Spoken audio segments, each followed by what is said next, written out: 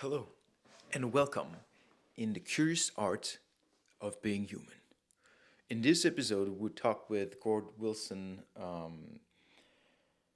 who's a music teacher, a musician. He had experience in bodybuilding. He competed here.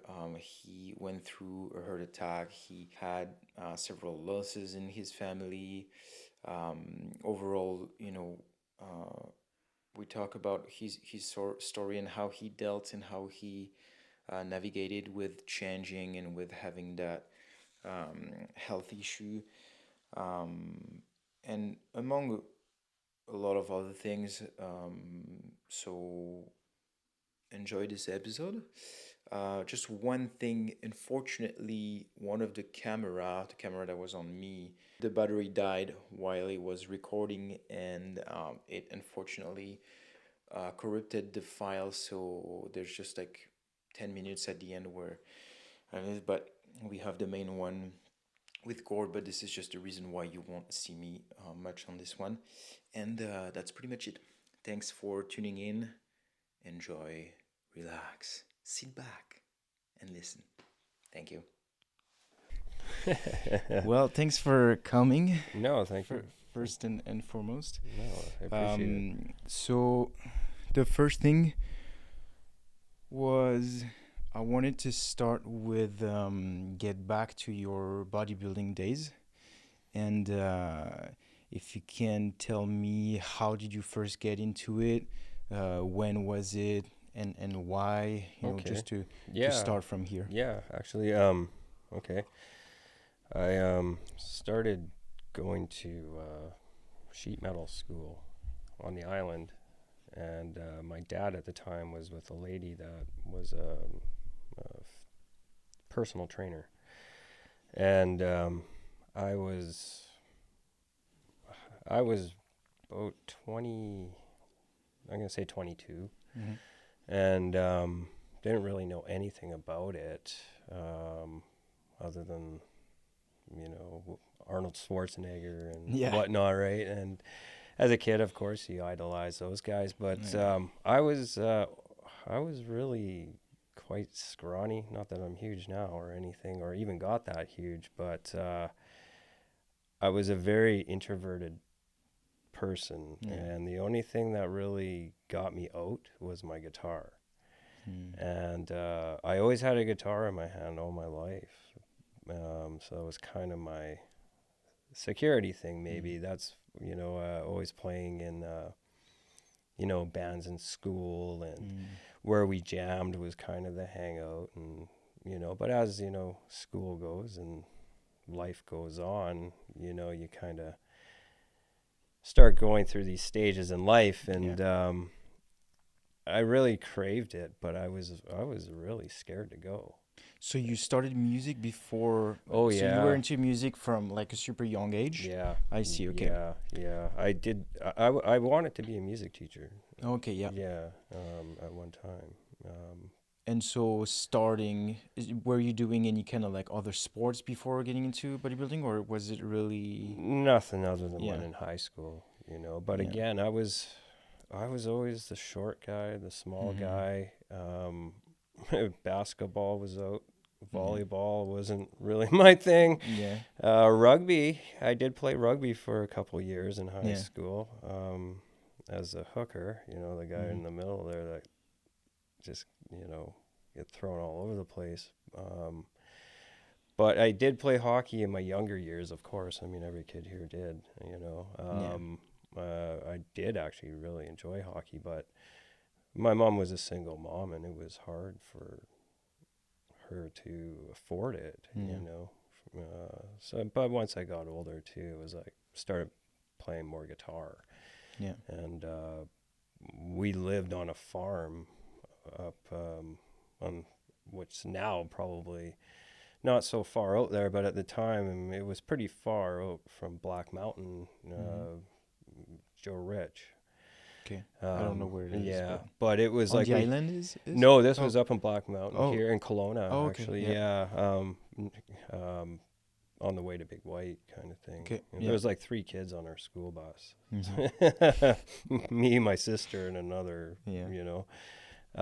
So that's all I did was just play guitar, you know, from an early age. And then once I got into a little bit older, starting putting bands together and whatnot, but kind of meandered there. But yeah, again, I always wanted to get into at least maybe feel better about myself or something. Yeah. But again, it was the just very scared to go and nervous, you know, and just didn't have the self-confidence at all.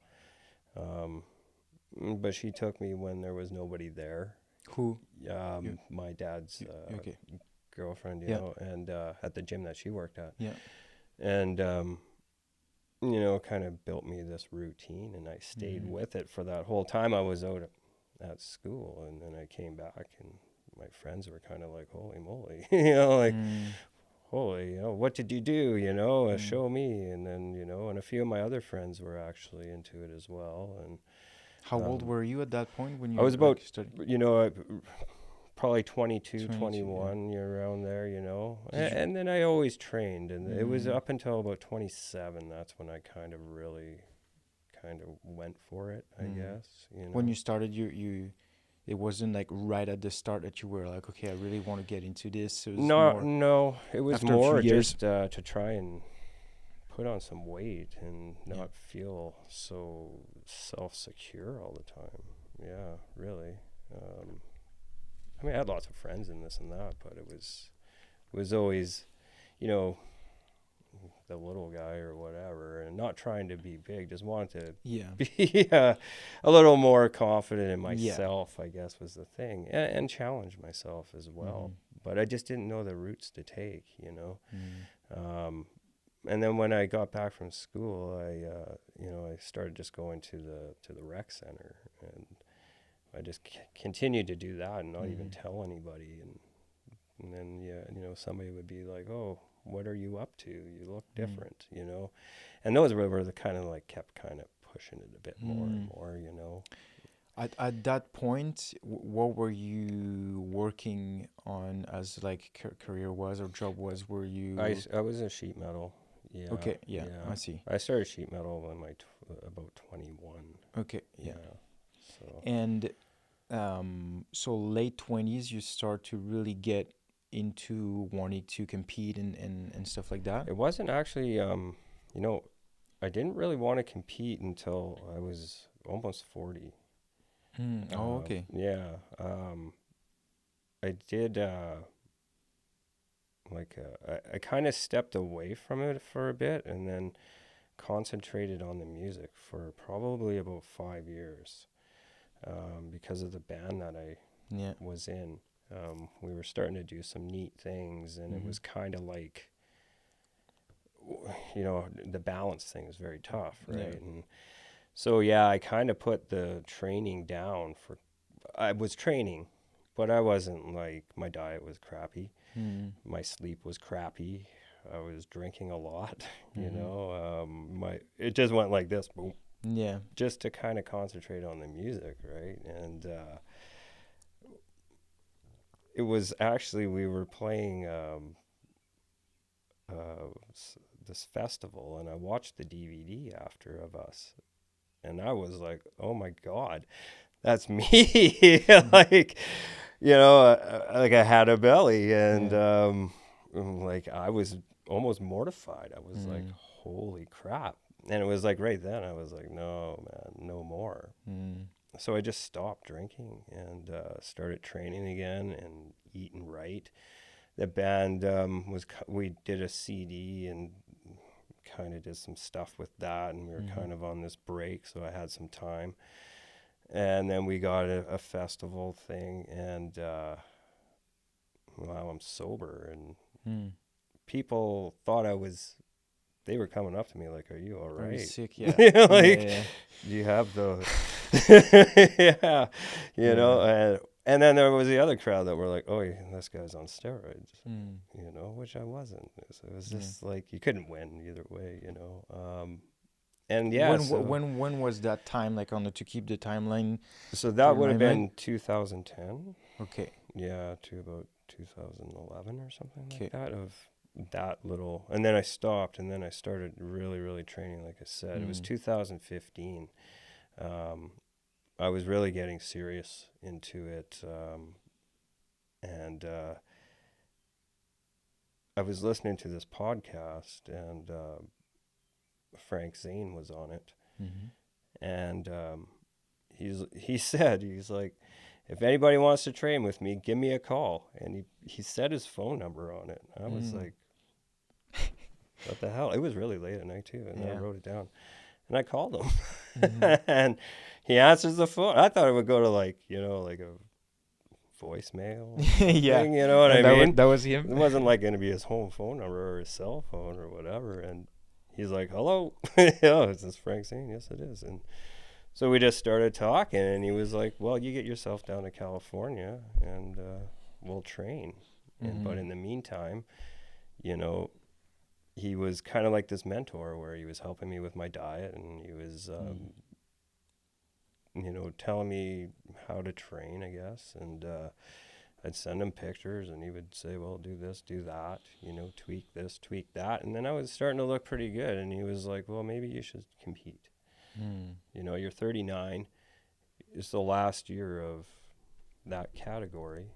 The next is masters, and you got to be pretty good at that point, At that point, you're still around Kelowna? Yeah, I was in Lake Country, yeah. Okay. Yeah, so when I went down to California... and sorry, I don't mean to cut you. What was your relationship with music at that point? It was kind of here and there. Yeah. I didn't really pay much attention to it. It was like I was kind of on this... I was going to make it a thing, But I was very naive, too. Like, I thought like everybody was natural. You know what I mean? Yeah. And it's not.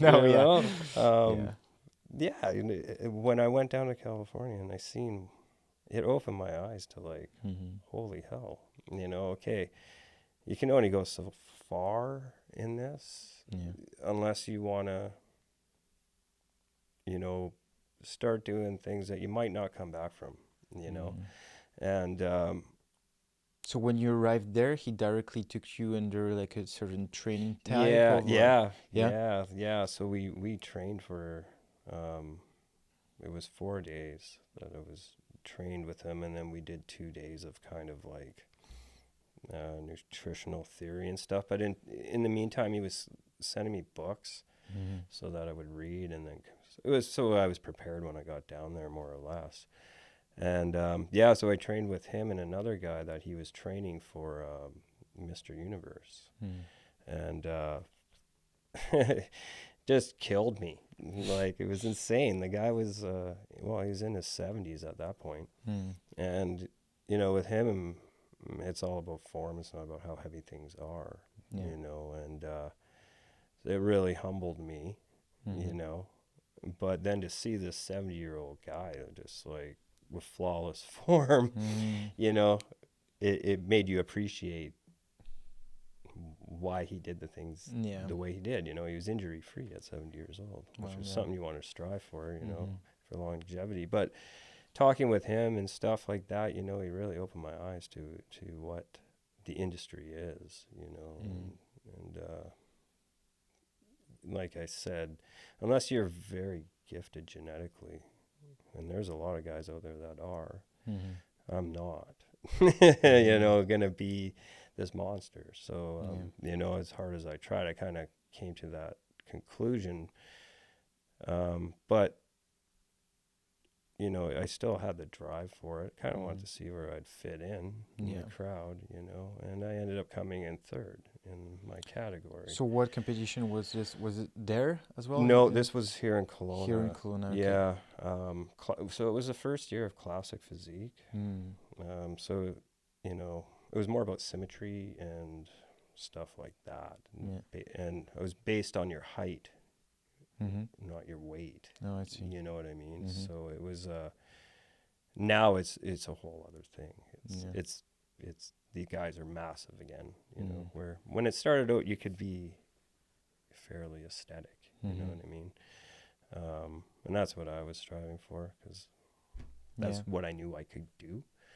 And then, I kind of took a break, did a few things in between, and then I was going to do one more show, and that's when I had the heart attack. Okay. So just before getting this, did you feel like you were, because you kind of started this to, like, to feel better and stuff like that. At that point, did you feel like you were healthy, or what was your lifestyle for that? It was like very strict and completely for that. You had like a strict nutrition, strict lifestyle. Holy moly. Yeah, like up at 3 a.m, you know, train before work, you know, get your food together, go to work, eat every 2 hours, and you know, everything's pre-measured and for years. Yeah. For years. And just the whole, you know, training routine of, you know, 12 weeks on, take 2 off, 12, you know, this, the whole just never stopped for a lot of years, you know, and it started to really mess with my mind too, I think. And, you know, I think in my mind, I really didn't want to do that show. But in my mind, I was like, my other side of my mind was, it was like, you got to, because you said you were gonna, you know, and I didn't want to cheat myself. I was putting a lot of pressure on myself at that time, because I also had like, that might be me. Not sure. Emergency alert in BC. Oh, but this is a test. Maybe that's what it was. Maybe it's not a test. It's yeah, same thing. Okay, we're all gonna die. Yeah. Yeah, you know, and I mean, in between all that too, I was training martial arts and jiu-jitsu. Not Brazilian, but Japanese. Which there is a difference. Not that it's harder or anything, but just make that distinction. And I was training for a belt, you know, and I had a Yuki, who is my partner, you know, who wanted to do it as well. And, you know, it was, you want to bail at sometimes, but sometimes you can't. And all this is going on. And then on top of it, I find out I have this ischemic heart disease, which I did not know when I was doing all this training and eating like a, you know, like a machine. Yeah. And it was just very hard on the body in the end, you know. It just all added up. And then, were you feeling it at this point, or you were completely... You know what? No, not until that morning. It was a very weird, strange feeling. I had no reason to be upset or somber, but I was. And I actually was playing music at that time. And I had recorded a video before. And like my head was like totally red and my neck was white, and not thinking anything of it. But it was like hours after that I had the heart attack. Wow. And how does it feel like having a heart attack? You know what? It was like this pressure inside your body, and it was like, is this gonna stop? You know, and yeah, like chest pains, obviously, arm going numb. But it was like, as this pressure built inside of me, I really did feel this, I don't know, I was above myself, looking down on myself. Yeah. And somebody that I was at work, said to me, "Oh, what are you hungover?" I was like, "I don't even drink, you know." Yeah. No, that's not. Yeah, I said, "I think I'm having a heart attack," and he's like, "Really?" And then the safety guy comes and is like, "Yeah, you're having a heart attack." Oh shit! And then, but you were still conscious and stuff, like you were just like feeling. I was conscious, yeah, but like I said, it was like when that guy said, "Hey, are you all right?" You know, it's like snapped me back into into consciousness or something. I don't know. It was very, very freaking odd. Hard to explain, but it was a very quick ride, and the safety guy, got me to the hospital. We didn't wait for an ambulance. When I got into the hospital, it was like they knew for some reason what was going on. There was no like, can you sit down? It was just right in. They EKG'd me or whatever. Down this hallway, and it was like alien autopsy, man. It was like people ripping your clothes off and telling you to hold on and you're gonna be okay. And that whole time you were feeling, because like what's happening is that there's something that's blocked and there's no more blood coming in the That's heart. what it was, yeah. Something, an artery is blocked and you don't have enough blood coming in. Exactly, yeah. And what it was plaque on the inside, but it was caused from the thick blood. Scraping on the inside. So, it just made this blockage. It was just enough to, I mean, it could have been so much worse, but it was enough to throw me into orbit. And you didn't lose, once you were there, you didn't lose like consciousness, and did it like stop? Did your heart stop beating at a point? No. No. There was no arrest, I guess you could say. That's when, that would have been deadly, probably, without a CPR or something. So yes, I got lucky on that respect. It was more, it hurt. It sure did. It was a trauma of it, though, really. Oh yeah.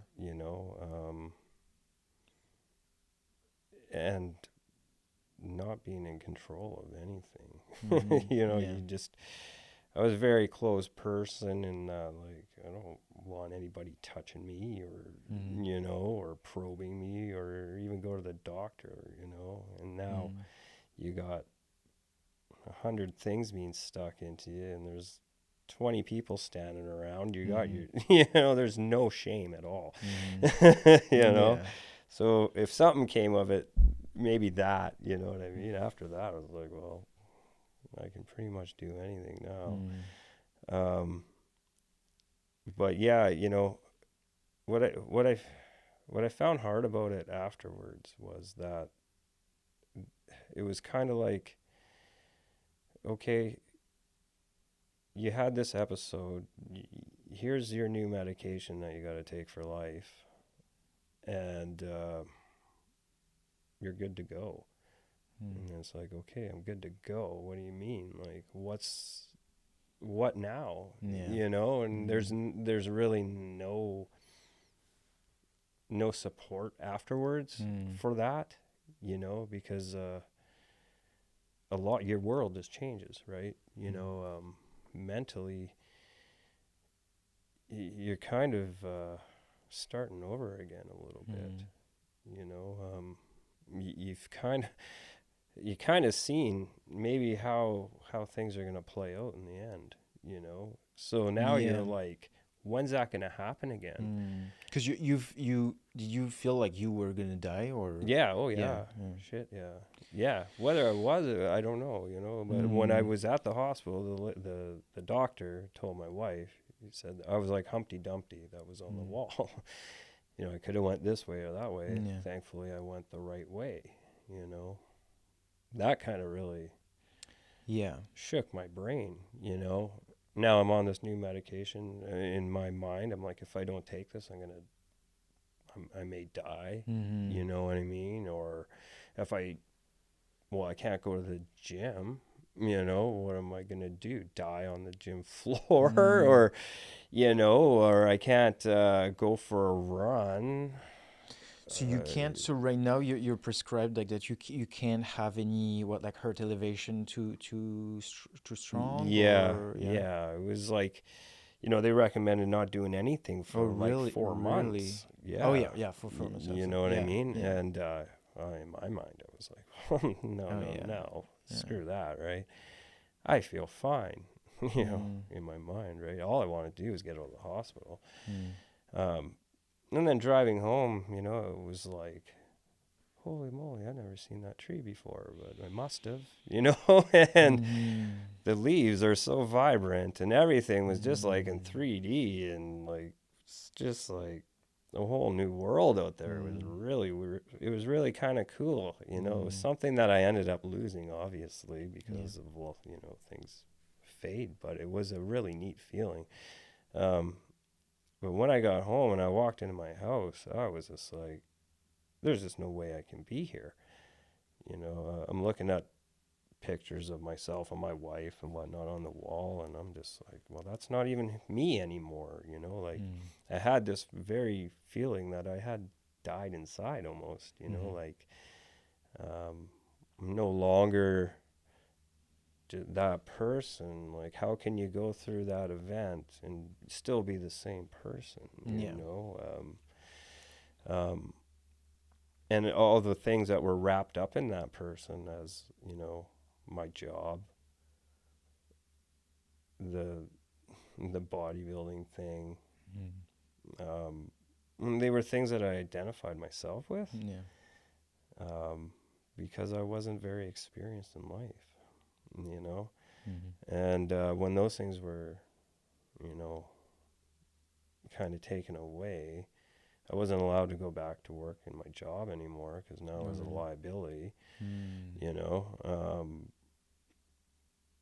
So now what do I do? You know, work. Oh yeah, I didn't get it. So you couldn't get back to your job, and you lost the main thing you were doing outside of your job. Yeah. And then, like I said before, one of my best friends passed. At that same moment? It was about. Yeah, it was about in that year. And it just threw everything into this, like, I'm running out of time, you know, and that's when I told my wife, I was like, I'm sorry, but I can't stick around here anymore, you know. I hope you understand. If you don't, I'm sorry, but I just cannot be here, because I was almost I wasn't sure which way I was going to go, you know. I was so depressed about just losing. I felt like I lost a lot, you know. Looking back on it, it's like, well, yes, you did, but there, you know, it was livable. But at the time, it's like your whole world is just, you know. And being a person of such routine, you know, it really messed with my mind, and the guilt and this and that. I should be doing this, I should be doing that. I just had to, all I wanted to do was get into the woods and just be in the woods. I didn't care how I got there or what I was living in or what. That's all I knew. And like you mean the woods, like surrounded by forest, or just like isolate yourself in just living in like a closer forest? Just isolate myself. And my brother has some property on the island, and I called him and I was like, man, I gotta get out of here. And so he, this was another thing, he set up like a plane ticket for me at WestJet, and I went to get it, but they wouldn't let me on the plane. Really? Because of the heart attack. Oh. And I lost my mind. Absolutely lost my mind. Like, I kicked the doors off the airplane, the lobby, and the cops came, and they were gonna arrest me and tase me, and I still had the things on me, and I was like, ah. Did you tell them, no, don't tase me? Yeah, man. And I had like aspirin, and I'm like, please don't. And the guy's like, it was pretty kind of funny in a way, because like this guy's yelling at me, and I'm just like, I'm not your kid. And he's like, I'm glad you're not my kid. And we're both looking at each other like, this is pretty stupid, you know. And then the paramedics came, and they tried to get me on the plane and all that, but WestJet still wouldn't let me on the plane. So back home I go, and I throw everything in my truck, and I headed for the island, and I really just knew where to go. I didn't know what I was going to do, what I was going to stay in, or anything. And I got out to my brother's, and he basically kind of like nursed me back to health for about 3 weeks or so. Literally like had my medications on a timer and stuff, because I mean, it was so new to me, and if it left up to me, I wouldn't have done it, you know. And then it was like, okay, I gotta go, and I just went into the woods, and you know, obviously I come out and do this and that, but it was a lot of isolation and just thinking, you know. Did you stay several days like in the woods, or? I stayed out there for 5 months. Oh yeah. So you had, okay, so but he had like a house where you were staying in. Well, I stayed at his place for about 3 weeks. Okay. Yeah. Yeah. And then it was just gonna go. I mean, he's got a lot of property, so I just went to the end of his property in the rainforest, basically. Right. And this was like March. So it was pretty rainy. Was not prepared for that. Where were you staying in to sleep? So I slept in my truck for about a month. Yeah. And then I bought a tent. Okay. And then I bought a camper. And I thought I was living like a king. And meanwhile, I was still training. Oh, really? Yeah, I took my weights with me when I went. And because when I trained, I never trained in a gym. I trained at home, just with really free weights, just primitive. So I just took all that with me, and I just set it up in the woods and put a tarp over it. And then I would crawl out of my truck in the morning, and then my tent, and then when I had the camper, you know. Meanwhile, I was writing a lot of songs, you know. And I was writing this book called Midnight Ramblings, and I would just always seem to wake up around midnight out there. The moon would just come, you know, and there's just very little noise or light pollution, and you know, and I would just go out and I would have a little bottle of wine, and I'd play my guitar and like in the middle of the night. And cool. Writing this book, you know, when it wasn't raining. And so then I started turning these little midnight ramblings into songs. And when I was in the hospital, I had a friend call me, unbeknownst that I was in the hospital, and he asked me to play a show in Vancouver. I really didn't have any material at all. We were kind of dabbling a little bit before, kind of starting this acoustic thing. And I was like, yeah, sure. And then he's kind of like, what are you up to? I said, well, I'm in the hospital. I had a heart attack. And he's like, well, there's no way you can do this. It was in May. This was March. I said, I can do this, you know. So, yeah, and that was another reason, maybe just getting away, just like, now I got this thing I have to really do. And come hell or high water, I'm going to do this thing, you know, even if it kills me. And yeah, so then came out and did that show with them, and kind of got a little bit sketched out in the city of, you know, after being in the woods for so long. And that's what I was going to ask. How did you feel coming back to the modern life? The funny thing was I borrowed my brother's truck because it was a little more dependable than what I was driving. And he says to me, he goes, you're going to get to the city and you're going to be all buggered up. So I'm going to take this key and I'm going to wire it underneath. And, you know, so when you lock the keys in the truck, at least you have a spare. And I'm like, yeah, right, man. First thing I do when I get there is lock the keys in the truck. Yeah. He was right. Yeah, he knew man. well. But I had nothing to cut the wire with, and he Oh. really freaking wired it up there. So I got this rock, and I'm trying to beat this key off. And finally get it off. So yeah, I was totally messed up. I was really messed up. Somehow I did that show. It was probably one of the best shows I've ever done. Oh, really? Yeah, you know, because it was so new, you know, and this just everything about it. It was great. It really set me up for like, okay, I can do this. You know, if I can do it this way under all these like circumstances, you know, I can do this. So I went back and I started writing more, you know. But then as I kind of like I started getting better, I was like, what the heck am I doing? You know, like I have a wife, dogs and cats that I love. I have a house that, you know, I took all my life savings basically and just put on my mortgage when I left, and then just laughed, and because I wasn't sure where my next dollar was coming from.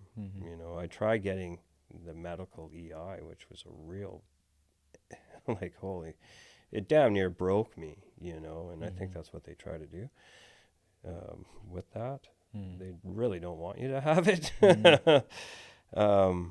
It took me having another heart attack and going to Vernon. Oh shit! You had a second one? Yeah, because I was so bloody stressed out from not getting any. Like I could not support myself anymore when I came back. You know, that it took this beautiful lady at Vernon to hear my story, and she was like, "No, this is not right." You know, so she sent a social worker to my house to call the EI place. And that lady sat there for like 2 hours while I was on the phone getting the runaround. Finally, she had enough. And she grabbed the phone and she's having a little bit of a this and that with the lady. And then it was all good. Had it been not for that, I don't think I would have got it. I really don't, you know. And that kind of like really did kind of save me. Because I wasn't sure what the heck I was going to do. But once I kind of got back on my feet with that, I started building that food cart. And that's where things took off with that. So at that point, you were back in Lake Country? At that point, yeah. They were able to help you, so you were able to like take some time off and without worrying about the... like money-wise with things? Yeah, you know, so I mean, what they kind of set me up for retraining. Yeah. You know, as long as I did what you suggested, then I was on a good path. And as I had already had my cart started and kind of had an idea in my mind what I wanted to do with it, you know, they sent me to Community Futures in Vernon. And then they helped me out, like, magnificently. You know, like, the nicest people in the world down there. You know, I don't know. There was quite a turnaround, but, yeah, it wasn't for them. You know, they really believed in me. They made me work for it, though. You know, it wasn't easy. You know, I had to go there 3 times, you know. But in the end, yeah, they helped me out immensely. And me and my wife would run that, you know, at the markets and whatnot. So what was that project? So that was called the Heart Cart. Yeah, Okay. So that was kind of, I don't know if you say my gimmick or my premise of it, you know, was because my wife is into fitness as well, and she's an amazing cook. So, you know, what can we do here that's different? Yeah. You know, and we did really well with it, you know, and we kind of tried to keep it clean, you know, clean eating. There was no deep fry stuff. And I mean, she made everything from scratch. So it was a food truck? It was well, what I did was I bought a flat deck trailer, and then I, being my old job, I built a lot of food trucks and carts and things like that. And I just listened to these guys tell me their stories, and I was just like, man, I would love to do that one day, you know. And my buddy who had passed, we always had this, oh, we're going to open up a taco wagon, you know, and we're going to pull it down and, you know, wherever, and just live life off this taco wagon, you know. So that was a bit of it, you know, I have to say, you know, obviously not tacos, but we kind of, you know, in a little bit of homage maybe to him as well. And, you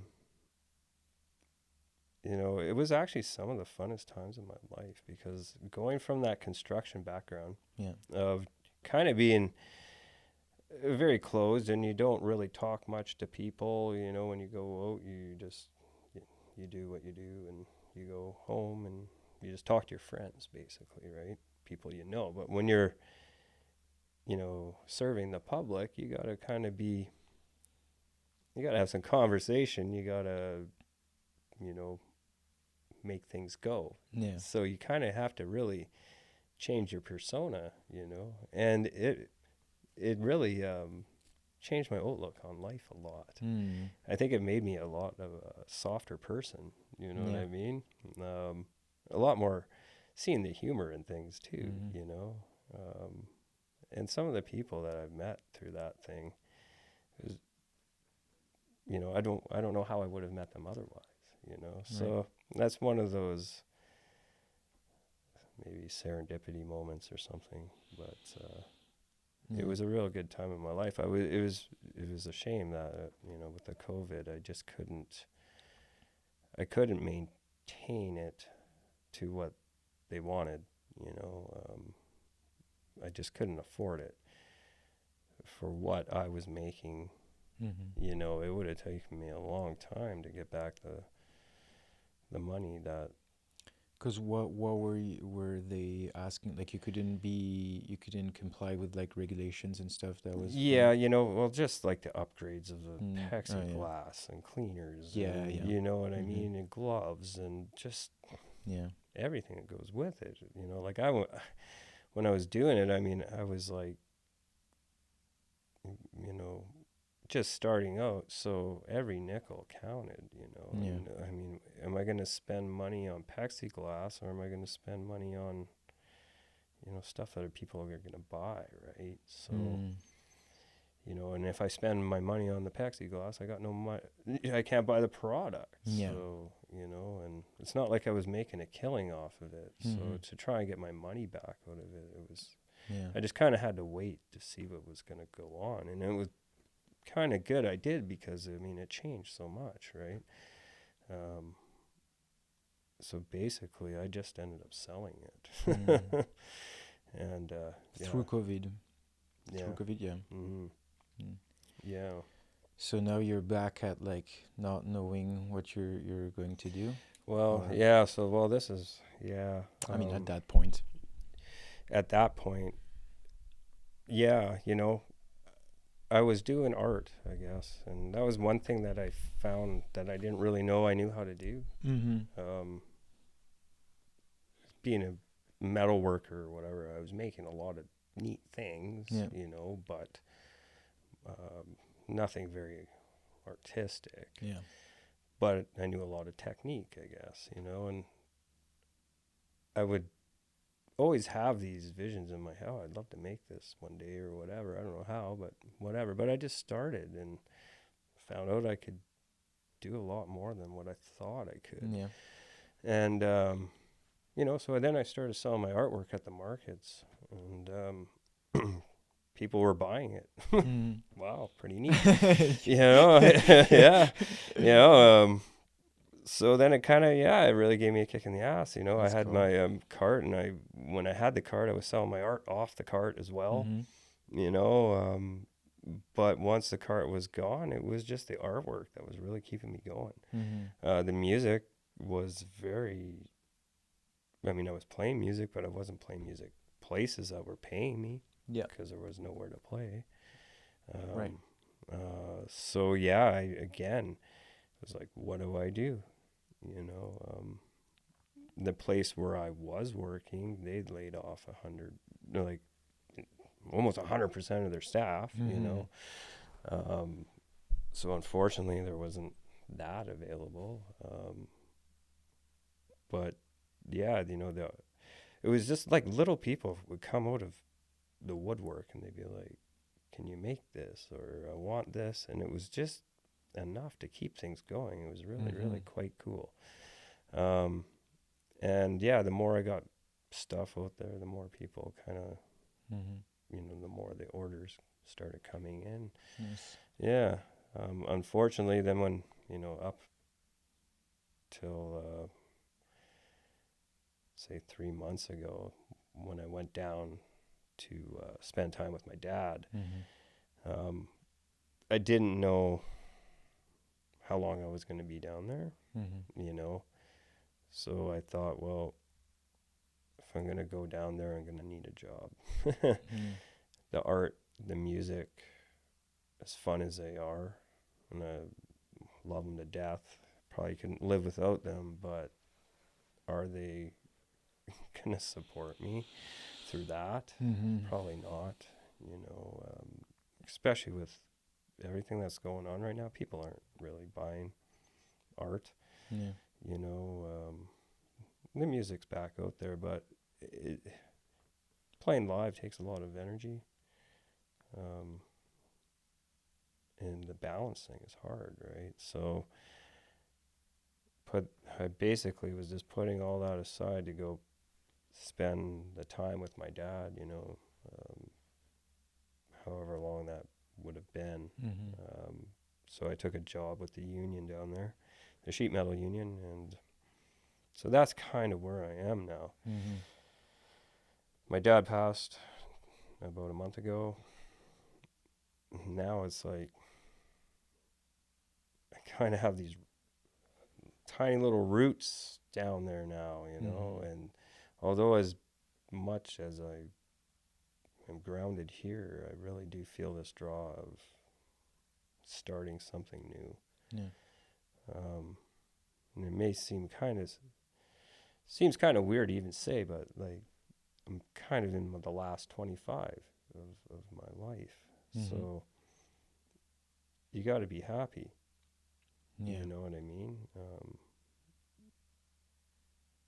Sometimes you got to make some small sacrifices at the beginning to make the end better. And I feel that's kind of where I'm at, you know? Like short-term discomfort of like embracing the unknown and losing the attachment from where you are to going somewhere you feel is going to be better for you. Absolutely. For sure. Yeah, and maybe, you know, it's you know, it's about the longevity of things, you know, and happiness, really. You know, like you say. So at this point, I got to be really sure what I'm doing. Or at least really be in tune with like what you feel is going to be the best thing for you, and regardless of if you have to move or not, like just following that. It's definitely the most. You know, for myself, it's like, I mean, I could live in a box and have very little, you know. My wife, unfortunately, probably needs a little more than what I need, you know what I mean? She needs a little comfort and deserves it, right? So that's another thing, right? I gotta make sure that I'm doing right by doing this and not dragging her into what my you know, unplannedness or something, you know. Sure. But I have to say that she's pretty cool, and you know, she's excited about it too. So that helps, you know. Otherwise, probably, you know, what do you do? You know. So when you got down first to the island, so it was to spend some time with your dad. I know you wrote a song there that was for him. That was, yeah. So he was diagnosed in, I think it was around June of last year with ALS. Okay. Just kind of,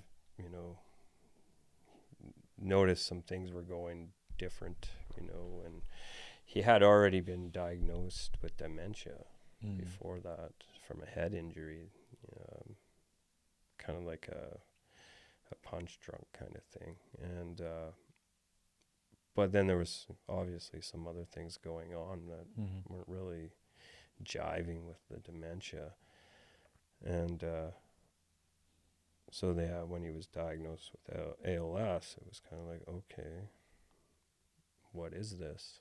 And then reading it, it's like, holy moly, okay. The outcome of this is not going to be good, and it's going to be pretty rapid from what I'm reading. But to be in it and see it, it's a terrible disease, and it goes quick. And I could see where he was going and how quickly it was going and how quickly he was forgetting things. And that was probably part of the dementia more than the ALS. But I was just in a real panic that I wasn't going to get from Kelowna to where he was in time, before either he passed or his memory went, or he didn't recognize me anymore, or didn't even have a clue what was going on, So I wrote that as a letter, and then it was like, he was a guitar player too.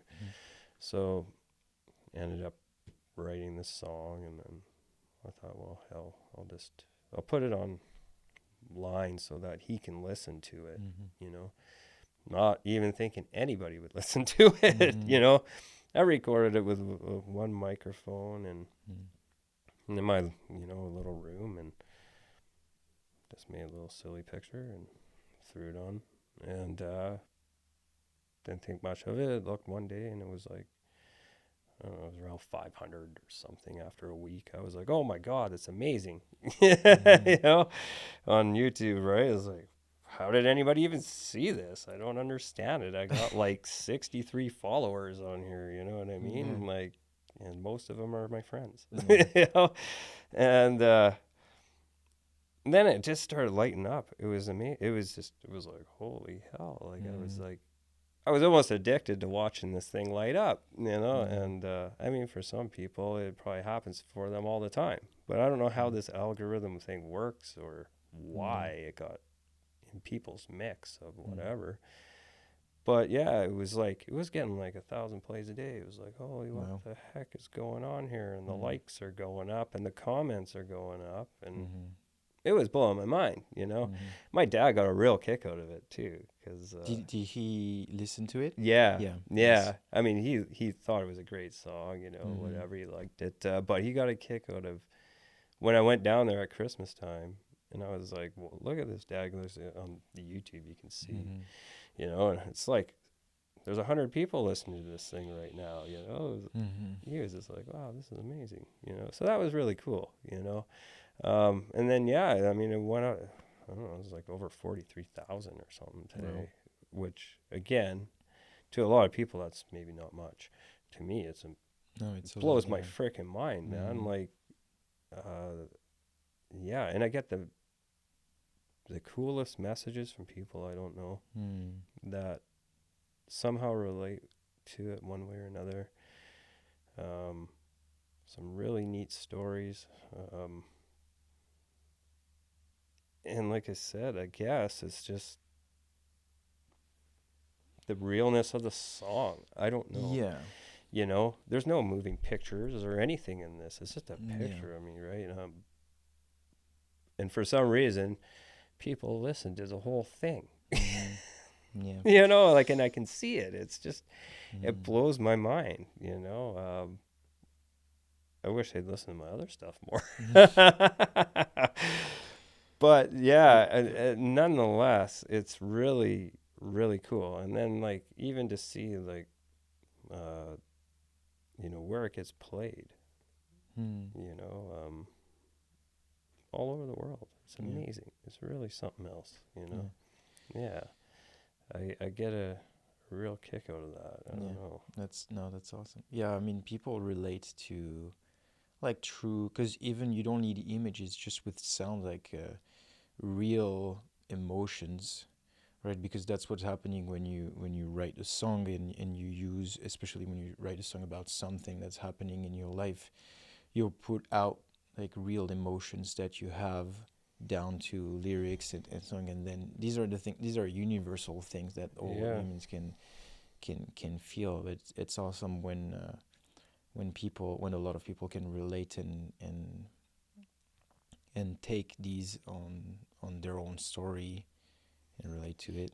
Yeah, you know, and like I said, those comments are just like, you know, there's another one this morning, and there's like, you know, this lady saying, you know, how it reminded her of her grandpa playing out on the porch, and how he used to play this and, you know, that. And it's like, I don't know who this person is, but wow, it's somebody took their time to do that. Yeah. You know what I mean? It's pretty amazing. You know what I mean?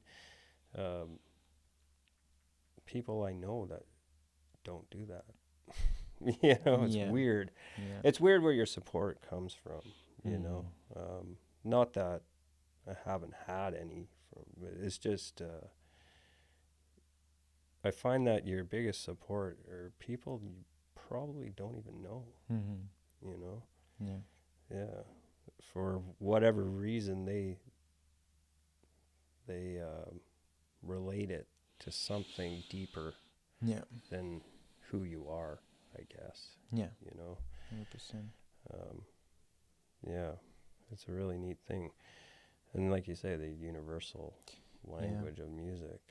And also because your only connection with these people are these songs, whether the people that you know already, you have all kind of like different relationships, and people like know you through different things, and they don't necessarily associate you with one thing. That's rather right. than stranger out of the internet, this is the bridge between you and them is just that song. That's right. Yeah. And when it creates like that deep sense of like connection and recognition through just one thing, they want to and they want to express like how meaningful it was for them. Like that's a big thing. Like that's it doesn't get any better than this, right? Like that's it's especially through art. And it's like the ultimate goal is that having other people relate to your art and be touched by it.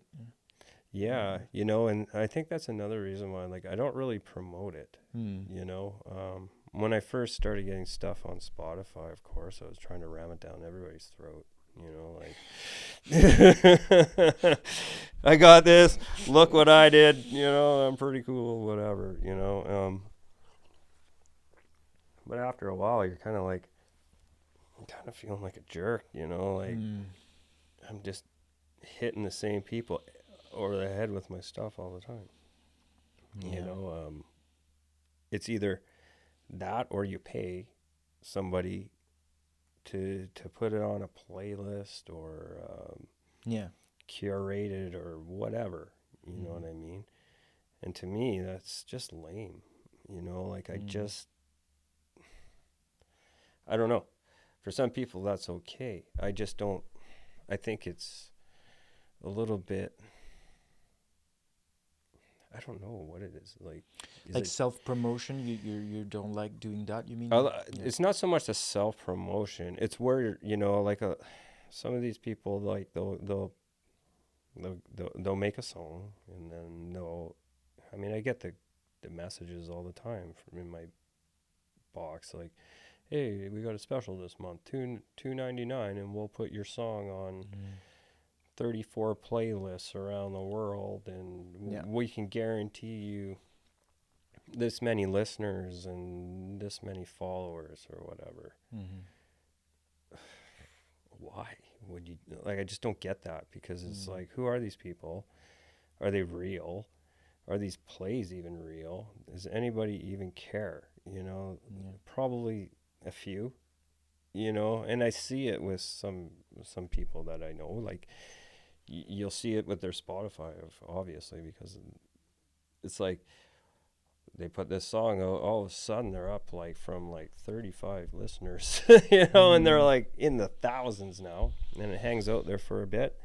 And then after a month or two, they're back down to their where they started again. Yeah. I don't see where's the benefit in that, other than for the people that are taking your $2.99. Yeah. You know, there's a few people that out there that will obviously get it, but it seems like it's a very small number of people. You know. Yeah. I have a hard time with that part of it. That's why where I feel like if you put it out there, now obviously I will say, hey, you know, I put this song out there, it's here and there and whatnot, maybe a couple times, but then it's like, you know, that whoever's listening to it is listening to it because they want to. Yeah. You know? For sure. Yeah. And maybe that's a biased way of my biasedness. But it makes sense. I feel like it kind of depends also what are your intention with this. Like, do you want to like push it to the maximum? Do you want to actually like monetize it? Do you want to like, it kind of depends. Because the thing is like, the reality is that today with the ocean of content and stuff, that like if you want to try to expand a little bit your reach, like promotion and like advertisement and stuff, like it's like you don't have any real way around that if you really want to like push something.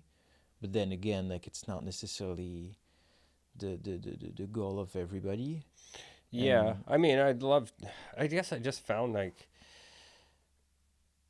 I see a lot. How do you compete with some of these promotional campaigns? Yeah. You know what I mean? Yeah. And I would rather use, say, that $2.99 to maybe make another song or something. Because that you got to do that every time, you know, like it's only on there for a limited time, and then you're back to where you started. And unless, you know, by some miracle, you know, you're one of those ones that gets hit, you know what I mean? And there are those ones, obviously, but I think, you know, having platforms like YouTube, you know, to grow a base, you know, all of a sudden, like with that song, I'm almost up to 800. Like it just went from like 63 to 800 followers. It was weird, you know what I mean? So I mean, which isn't huge again, but it was a pretty big jump. You know what I mean? If I wanted to put out another song, I could probably jump that maybe again. I don't know. You know, I think the odds are about the same. You know, I don't know. I just, and I guess that's another thing, like being an independent artist is kind of like, where are you going to direct your funds? Yeah. You know, if I'm going to take that $300 and hope that one of these playlists is a hit and then it doesn't, and I'm back to where I was, I'm going to feel kind of cheated, I think. You know what I mean? Yeah, I guess you kind of have to see where do you get money from that first, right? Because independent music, it's mostly from live shows and things like that. And even, I mean, YouTube, you can start monetizing YouTube when you have like above 1,000 followers, but still, like you need to really make a good living out of YouTube. You need like a large followers, so you need to invest either into content or like weekly put things. So it's kind of hard to see like if is the investment's going to be worth it for sure. Absolutely. Yeah, you know, and I guess I just I know people that have done it, and I've just kind of watched what's played out with them, and they have good songs. Yeah. They have really good songs. But again, you know, you watch the numbers go up and then come back down, and you know, is it worth it? I don't know. You know, it's just that again, there's so much out there. You know what I mean? Yeah. How do you get it out there? I guess, you know. Yeah. I'd have to say that, you know, putting stuff on, like having the artist channel and then putting your stuff on YouTube, and it gets linked to the Apple Music and to the Spotify, and that's a really good thing, actually. You know, some people look down on the Spotify thing as like, oh, they're stealing my money. It's a really good way to advertise. You know, it's basically free. Yeah. You know, when I put out a song, you know, they'll make a little campaign, and do you want this or not? You know, and Yeah. you know, and I think it's actually really good. I don't mind Spotify as a, you know, maybe if I always had more spins on there, it would make more difference. But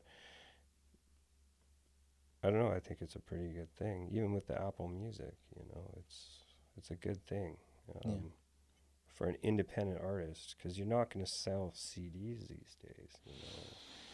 No. You know, That's for sure. I tried that. I got a lot of them. Yeah. But they're getting played on the streams, right? So. Yeah. You know what's popular right now with how people are promoting their music as independent music is independent groups or musicians. It's by doing short form videos that are like slightly funny or like that's the thing I see a lot, like on TikTok, YouTube Shorts, like people going in the street and do something and then play a song. But it's a lot of videos and just like catch the attention by not necessarily the song itself, but doing something that is like kind of funny. I had one in mind that just like kind of break through, and the guy was like he plays like street music and stuff like that, and he has something on the ground which is written free broccoli, and he brings like broccoli and he gives broccoli. And like it's just one little thing like that that's totally random and funny. But like or he did something also where he plays and there's another guitar and he's like, anybody can play the guitar, can come and put a solo on it, or like they just like a little bit, you need to be a little bit creative to catch the attention. And it's almost like that now, and it's one of the things we were talking about, like but any kind of art today, you need to be a content creator. And you need to know how to catch the attention of people. Even like it's even more important now than the actual product that you're doing. It is. Yeah, it really is. So that's something you kind of there's like two ways of seeing this. It's either like fuck this, and I don't. Yeah. Or you kind of have to like play the game to be in it, but it's not absolutely necessary depending on your style, but it's the way kind of like now artists break through. Oh, for sure. I mean, the attention span thing, right? I mean, I find myself even with those reels, it's like, oh, yeah, stop. Yeah. You know what I mean? No, but sure. yeah, then there's one that will catch your eye. You're like, oh, okay. And it's usually just something, a lot of action or something kind of different or chaotic. Yeah. But yeah, like the whole promotion thing is a whole other job, you know, as you know.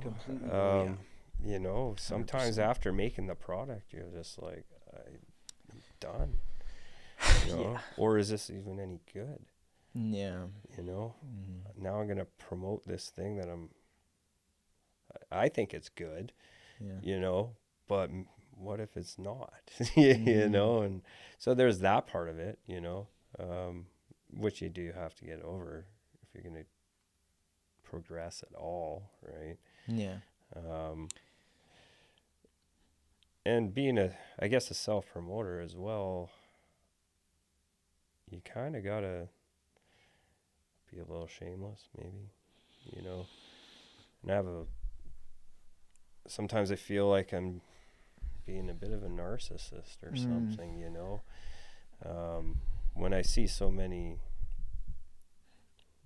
great players and artists out there, you know, and it's like I'm not trying to compare myself or put myself on that level of anybody, but you know, it does put a little bit of like, ooh, you know, do I have a right to do this? You know what I mean? Like, you know, without coming across as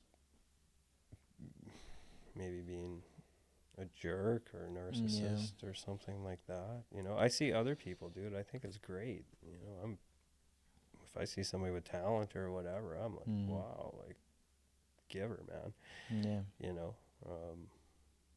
Yeah, it's something you definitely have to break to be able to go over that, because it's not, I mean, anything you do, well, first of all, like the important thing is that you're doing things because you actually like to just like do the things, and it shouldn't really matter if it's like awesome, but you're not doing it only for like the outcome of how people's going to react, right? Otherwise you wouldn't do it. Or if you do things like that, at some point you stop, and you're very bitter if like something doesn't. Oh yeah, hell yeah, yeah, and especially if you don't. I mean, if you don't expose yourself to other people or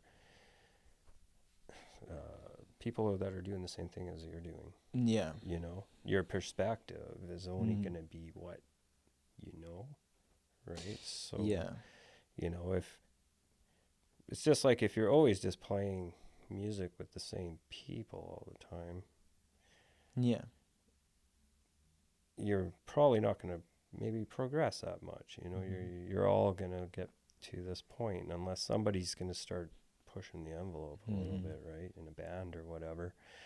You know, so yeah, there's that point of learning too, I guess. You know, at what point do you kind of at what point do you keep learning? At what point do you perfect what you know? Yeah.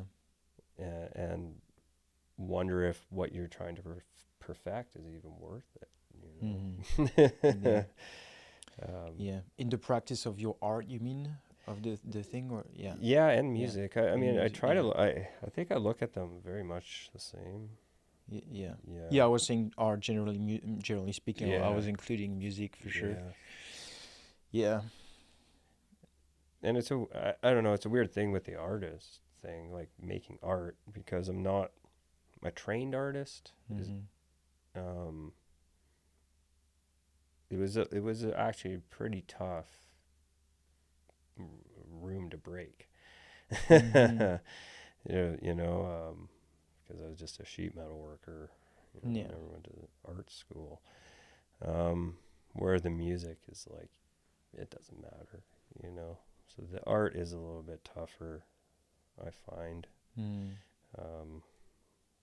to promote. Yeah, because you're being vulnerable. Like any art, you're putting yourself into the thing. That's just something that I found also with not necessarily music, but like when any form of art, you're putting a part of you in the piece, and then you put that piece out there, and then so when people judge the piece, it's hard to like detach from your identity or your worth or like everything from the piece of art you're creating or you created, and you feel like when people don't like it or judge it, you feel like it's very personal. So this is what is really hard with the art. But I read something, I can't tell who, but it was a good thing. I'm not sure if it's Rick Rubin or somebody in that type that said you're not defined by one piece of art, but by a lifetime of creation. Sure. So like never I don't remember who said that, but never like attach your self-worth, or if one piece is, because that's just one little part, and just judge at the end with your full roster of songs. And one song, one piece, it's just like a drop in the ocean, right? It's and I do feel it's kind of how life is, you know what I mean? Oh yeah, 100%. You know, and it's just like when you meet somebody, you know, you don't know what they've done in their past, or where they're headed, or you just see what they're doing now. So I think we talked about this before, where I'm working with some younger guys that they just see this, right? They think that all you've done all your life is what they see you doing at the moment. And maybe don't realize what it took you to get there. Totally. Or to come back to where you are, right?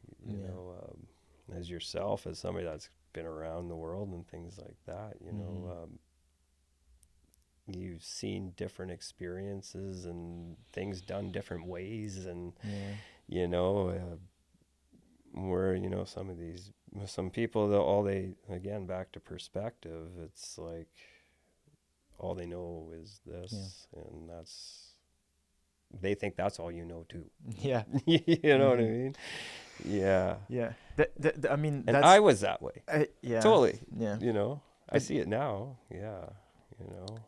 That's like really the argument not the argument, the point that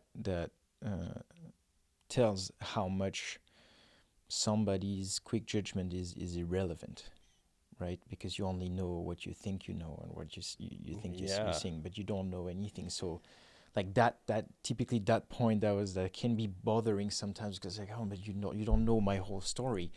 But it actually shows how much it's actually irrelevant to let yourself affect or feel bad or any kind of negative feeling because of thinking that person think I'm just that, what I mean? Yeah. And there's another, not that I'm like, True but enough, I'm a lover of quotes, but there's one thing that is really good. And again, I can't tell who said that, but it was, I am not who I think I am.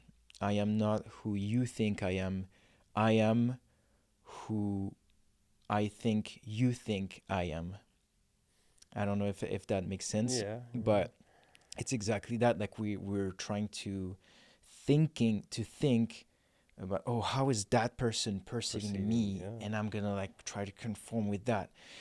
Whether it's just completely irrelevant. Yes. But really, being able to detach completely from trying to think about what people think about you and how you're perceived, it's very important. And the fact of recognizing that people can't know who you truly are by just having a short moment of your life or a snapshot of your life, it's helping like say, okay, like it doesn't matter, and I don't have to tell them my whole story. It's fine, because you're the only one who will know yourself completely anyway. Oh yeah, man. Because nobody was above your shoulder your entire life to know and feel, and they don't know what it took to get there, right? Yeah, you could criticize something to death, but you don't know what it took to create that. Oh yeah. Or not just talking about a piece of art, but a life too. Yeah.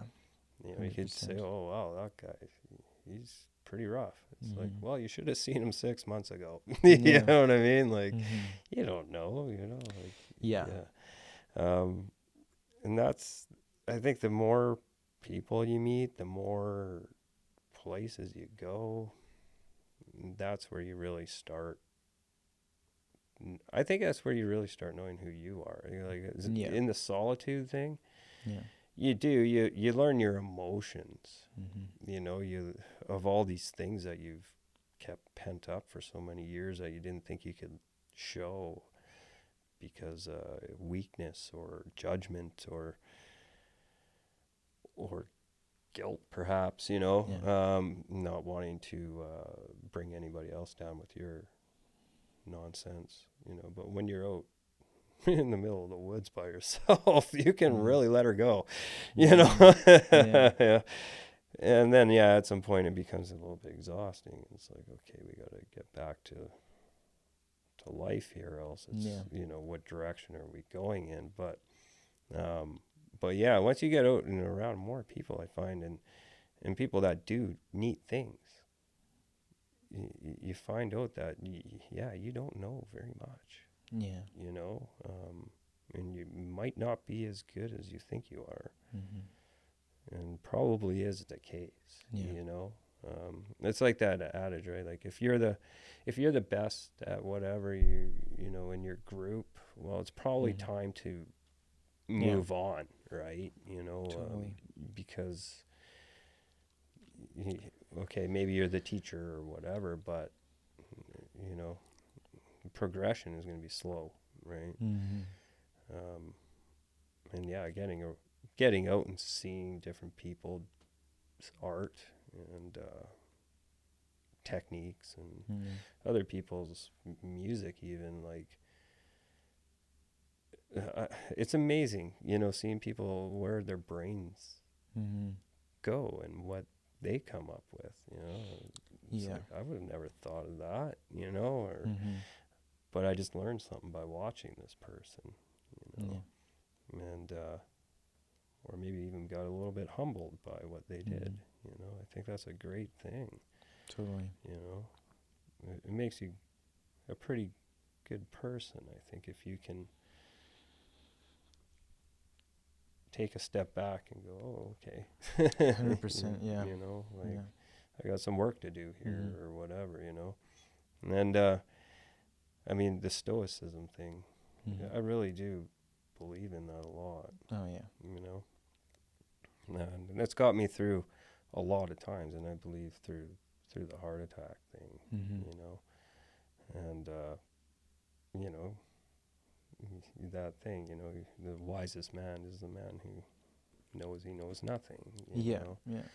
And I mean, just how to look at things objectively, you know, and how to maybe deal with a crisis without crumbling, you know. Those guys back then, they knew a few things, right? Oh, yeah. You know? Yeah, that's crazy. And, yeah, I know I lean on that stuff a lot. So, yeah. Because it's like either there's like the detachment where you're saying like seeing things objectively. It's almost detaching from your ego, to be able to observe better. But it takes in Stoicism they have like there's four pillars, and one of a big pillar is courage, and this is typically what that is, I found, because you need courage to just like look at yourself and be like, okay, and what am I, and be a relevant judge of yourself, and be a good like observer, and not fearing, oh, like this was bad, or this like, oh, I sucked at that, and be okay with this. It's fine to suck at this. It's fine to this. Oh, and that person is better than me. Yeah, there are people better than me in this world. How do I? Oh, my ego is hurt. Like, who do you think you are? You know what I mean? Like, it's fine. It's like, but it's really, it takes courage to like do art, do music, and put it out there. Do things like look at all the things and congrats like all the people and observe yourself and to just be humble and like have the humility of being open. It takes courage, and it sure does. Yeah. I mean, I admire anybody that can put anything that they've created out there. Yeah, you know? Yeah. And I would never bash anybody, because who the hell am I? You know, and art is so subjective. Yeah. You know what I mean? Unless it's like blatantly like, you know, something blatantly obscene or something. I don't know. But even there can be some artistry in that. But, yeah, you know, I think that even with being a metal artist, it's not like there's not a whole lot of metal artists probably compared to, say, painters or photographers or even clay sculptors or something. But when I see somebody that I consider better than me, I'm just like, wow, show me what you know. You know? Yeah, 100%. Where I think when I was younger, I wasn't that way. I was more like, oh, I suck. I'm not even going to try. Yeah. You know what I mean? Just shut her down, you know? Yeah. But now it's like, holy moly, you know, I can see it, I can appreciate somebody else's knowledge, somebody else's path, you know. You know, like obviously they've done something right, you know. So advice can be very cheap, but it can be so valuable, you know. 100%. And even like one thing I see, like being in the sheet metal trade, and I was a journeyman and apprentices a lot through I did it for, this will be my 23rd year or something, you know, of being a journeyman. When I was as an apprentice, the journeymen were like, no, this is how we've done it forever. We are not changing it. And if we see you changing it, we're going to, you know, you're out of here, right? Yeah. You know, and the whole time you're just like, this is so stupid. Yeah. Like, oh my God. And that can go two ways, where you find out why they did it that way, you know, because it totally backfires on you. Or when you become a journeyman, you end up doing your own thing, right? And then you got to look at the kids that are under you that way, you know, and just because they're younger and they don't have a sheet metal ticket or maybe anything, it doesn't mean they can't look at something from another angle that might make you go, holy moly, you know. Like, I would have never looked at that. That's pretty free, you know. I mean, again, if you're so close-minded and afraid of showing maybe you don't know everything, like, you might miss out. You know? Yeah. And I guess for a lot of things in life, you know. Oh yeah, 100%. Yeah. It's just like it's to me it's associated to wisdom, because like as you, and the thing is like it's not always because you're old you're wise. Like by example, when somebody that's like into that practice and they were doing things a certain way and they wouldn't have like the open mind to just listen or see another way of doing things, that's just because like it would be too uncomfortable to, you've spent years and years and years and years and years of your life doing it one way that you're so sure it's the right way, and then suddenly like if somebody shows you like a different way, like it would crush you. But because you were closed on the thing, it's a and I think being like wisdom comes with like first an open mind, but also having the opportunity to also hear and see different ways of doing things and of thinking and of like different experiences, like shows you like it opens your mind, and that's what build the wisdom and the capacity of not like judging directly, or no it's not this is not that, but just when you see something new, okay, like because you know that you've seen is like narrow-minded is just like when you've been too like rigid with one way of thinking and doing things for years, and that your brain just like locked into that way, and then anything else is just a threat for you, right? It's how like maybe a little bit of jammer to the ego or something, right? As well, for sure. You know, like I'm the guy, I'm the pro here or whatever, right? And then this kid just showed me up, like or whatever, right?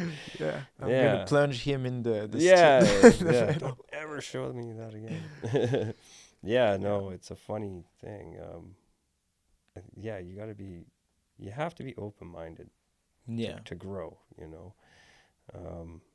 Because if you're not, you're going to be that old guy at the end of the road, you know, that's like, get off my lawn. You know what I mean?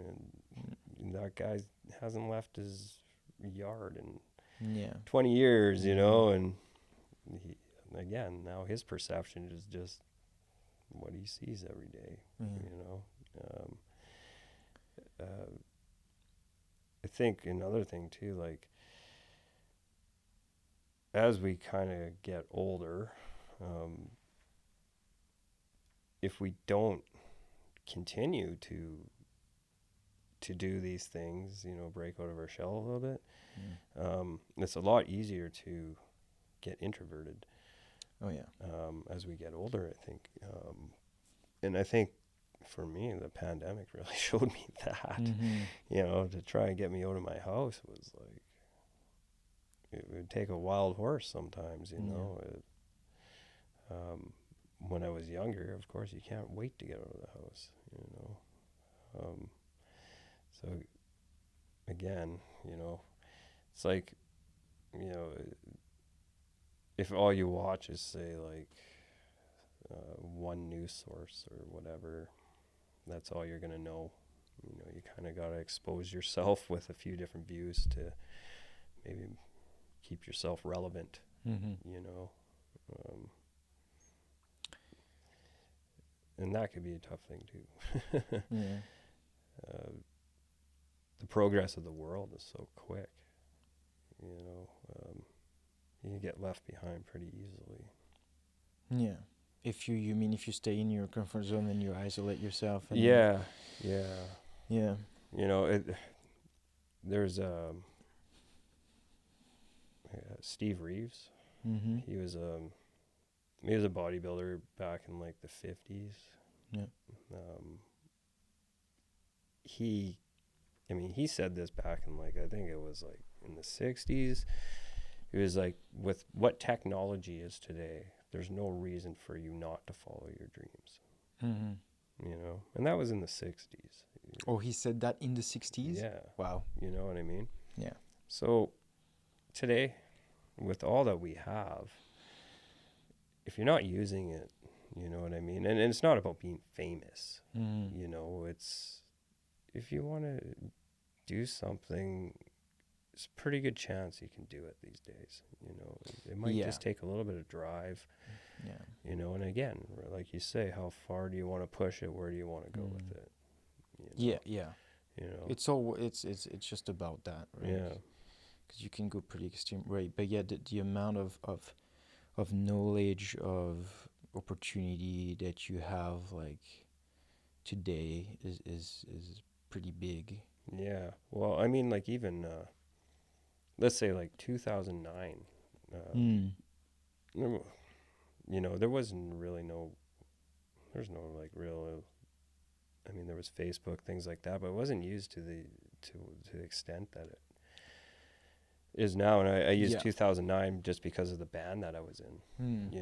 We didn't really have a real good way to promote ourselves. We had MySpace. You know what I mean? Yeah. Which we know what happened there, right? Yeah. But by the time, even Instagram really started picking up. We were kind of done. So, back then it was much harder to promote yourself. Really hard. Yeah. Like literally you're putting up your posters on the telephone poles and things, there was no like, we're just going to post this on Facebook and people still do that today. Yeah. But yeah, you really had to hustle to get people to your shows and things like that, and even like when I was in, say, high school and playing in these punk bands and stuff, had we had Instagram and stuff like that, maybe things would have went further, you know what I mean? But we weren't doing it for Instagram or whatever, right? We were doing it because we loved to do it. Yeah. So there's that side of it too, right? Like, what are you using these platforms for? Like, are you doing it to boost something that you love doing, or are you doing it to boost something that you want to be? I guess, like, if you're using it to try to be famous, you probably might get let, you might get let down, and you see a lot of depression with that. Yeah. Yeah. Again, as if you attach too much to just the outcome. But I feel like, especially in the art space, people that are just there for the validation of it, like don't really last. It like true art, like whatever it is, whether there's music or whatever. Like music is a little different because there are things that are working, and like if you get into like the mainstream industry, it's very different. Like it's almost just not about the art, but about the person, like the personal brand, and like the like big stars, big like pop stars, and but mainly for like the not like the superstar, worldwide superstar, but more the independent scene, or just in between. If you don't do it because you enjoy it and because it's your thing, like it doesn't I feel like people don't last this way. They don't. Yeah, I see a lot of people that, like, when I started doing my own thing in 2018, and there's a few people that I was playing with, you know, and some are doing it and some aren't now. And the ones that aren't doing it now they couldn't take criticism. Yeah. You know, they really let it get to them. I don't know, that thick skin thing or whatever you want to call it, thin skin, but those are the people that just never stuck with it because they couldn't handle the criticism. Yeah. And if you can't handle the criticism, then you're not going to go very far. Yeah. You know, 100%. Yeah. whether you promote yourself, like, you know, dropping every dime you got into it or whatever. Yeah, it doesn't matter. Yeah. There's going to be one person, if not a few, that are going to shit on what you do, you know, and they're not going to take you seriously. They're not as an independent artist, you know, unless, you know, like some people don't, like even with myself, they're like, oh, you don't have a manager? No. You know, well, you're not very serious about what you do then. You know, I didn't know I had to pay somebody to make it look like I'm serious about what I'm doing. You know what I mean? And unfortunately, that's how a lot of people think, you know. Even trying to get shows, it's like, oh, you're not from an agency, you represent yourself. It's like people don't take you seriously. Whereas like when I was in the metal bands, it was like, hey, you want to play a show? Yeah, wicked, okay, and we're gonna play a show. You know what I mean? Like now it's like a job interview. Here's my electronic press kit, and here's some things I've done, and I can get that in a sort of a way, but it's not like it used to be. I find, like it's, and again, if you're not going to get every show. That's where I was kind of going with that. It's like, you're not going to get every show that you apply for. So if you're not prepared for that and think every time you get declined that you suck, you know, then you're not going to go very far, you know. Not that I've gone that far, but at least I've learned to take the criticism. In the beginning, it was tough, man. A bit, Because again, it comes down to the perspective thing, right? It's like, well, I think this is pretty good from my perspective. This is pretty good, you know what I mean? And then somebody is like, well, yeah, but maybe this part of it isn't. You know, what do you mean? That's my favorite part. You know what I mean? Like, but then you get somebody else that's like, oh, that's a great thing, you know? So it's so objective, right? Oh, yeah. Totally. And that's something that, you know, it was really like bodybuilding. You know, when you're in front of judges, they're judging you on what they think looks good, or, you know, what their idea of good is from their perspective, right? So, you know, those 3 guys that won, if you change the judges, it might be 3 other guys that won, you know? And that was one of the real hard things in bodybuilding to get used to, you know, where you're like, well, I look way better than that guy. I got less fat on me or whatever, right? You know what I mean? Yeah. But he beat me. Well, this is stupid. You know what I mean? Yeah. It's just like the music thing, right? You know, like, it's like, yeah, well, I think this is great. And somebody goes, well, that solo sucked. You know, and you're like, well, I heard your solo is shit. You know what I mean? Now there's this thing going on. Yeah. Is there any benefit to it? No. Just take it, you know, use it. Use it as fuel. For sure. Yeah. But also, yeah, but I mean, the thing is, everything like this, it's just it comes from, like, if you don't know, especially if you don't know the person, like, what if that person, you know, what is the what kind of culture that person has, what kind of knowledge, what kind of, like, awareness on what's going on, like, do they listen a lot of music, how long it's been that they're into music, what is the content, the music that they listen on a daily basis, with what kind of culture they grew up with, what sounds like familiar to them or not. There's so many parameters that, like, again, is the same thing. Somebody that's going to listen is going to be, oh, that sucks. It doesn't come from, like, a personal thing, like, it actually sucks. It just comes from a place where the culture of the person, the ear of the person is not going to get in tune with that thing. Sure. But does it define the thing? It defines one perspective. That's right? right, yeah. And there's 7 billion perspectives currently. You know what I mean? Yeah, So it's really understanding this. It allows you to detach and, like, take a little more lightly, even though can always hurt when, like, oh, that sucks. That's something that you did, like, it sucks.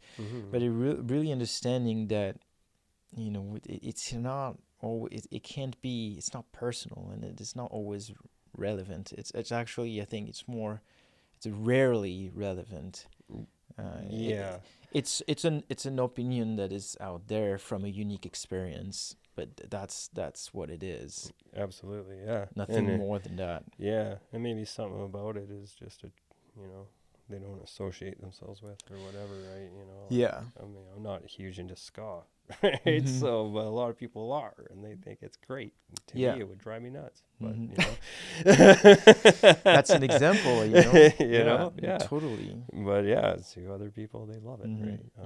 And I'm not criticizing the talent, because obviously there is a lot of talent in that. It's just not my thing, right? Just like art, again. You know? Yeah. You know, some people like a Picasso, where some people want to see a Rembrandt, where they're like, I want to see some features, you know, you know, totally, not just some, like, cubism thing going on, right? You know, not that either one is less. Different perspectives, right? It's just like, you know, if you were 3 inches taller, even your perspective would be totally different. Absolutely, yeah. You the know? way I would look on things. 100%. Yeah, you know, totally. There's a story where, I'll try to make it quick, but, like, this guy was kind of like a businessman. You know, he thought he was king shit kind of thing, and he would go into this Chinese restaurant every day, and he would just, like, belittle the guy every day, you know, and kind of snide remarks and things like that. So the guy thought, what can I do to get back to this guy? So what he did was he put up a poster where he sat every time he came in, and it was of Hawaii on the beach, right? All nice and bright and sunny, but then he, like, dimmed the light bulb above the table. So now the guy's kind of sitting in a little bit of dimmer light, and he's looking at this picture of the beach, right? Yeah. Well, he's kind of getting depressed because, you know, he's sitting in the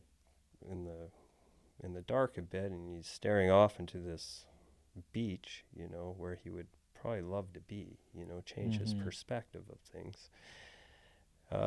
Then he starts making the bowls of soup bigger every day, and cutting the chair down an inch every time that he comes in.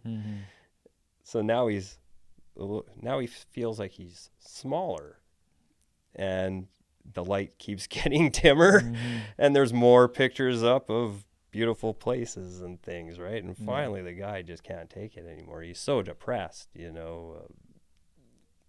The guy has to break it to him, like, look, man, I've been screwing with you, you know. But it was all that perception of things, you know, like you took this guy who thought he was, nothing could touch him, you know. He was bigger than everybody. He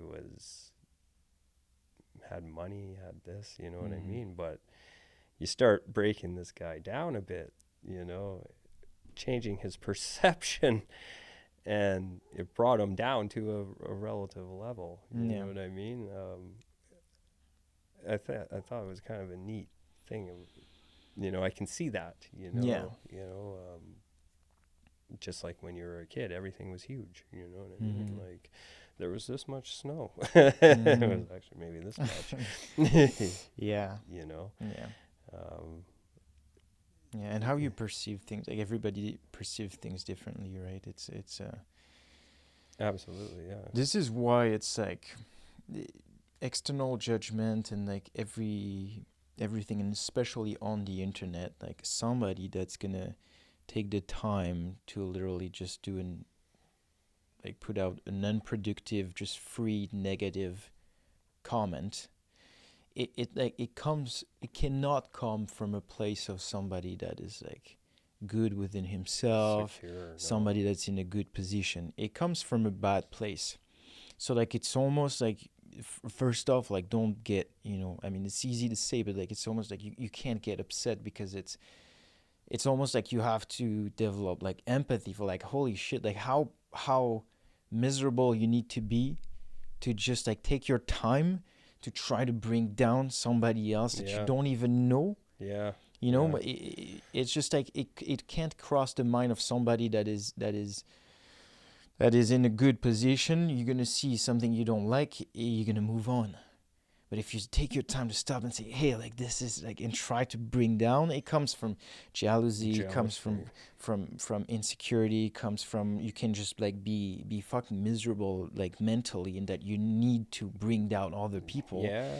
So it's really important to remind yourself that when you're criticized online, or when you face like free negativity of somebody, that you just need to breathe through it, like, hey, like, and almost, and the hardest thing is just almost like have empathy for the person that is actually trying to shit on you, because they're like, because they're definitely wrong there, you know? Yeah. And YouTube is a very great place for that.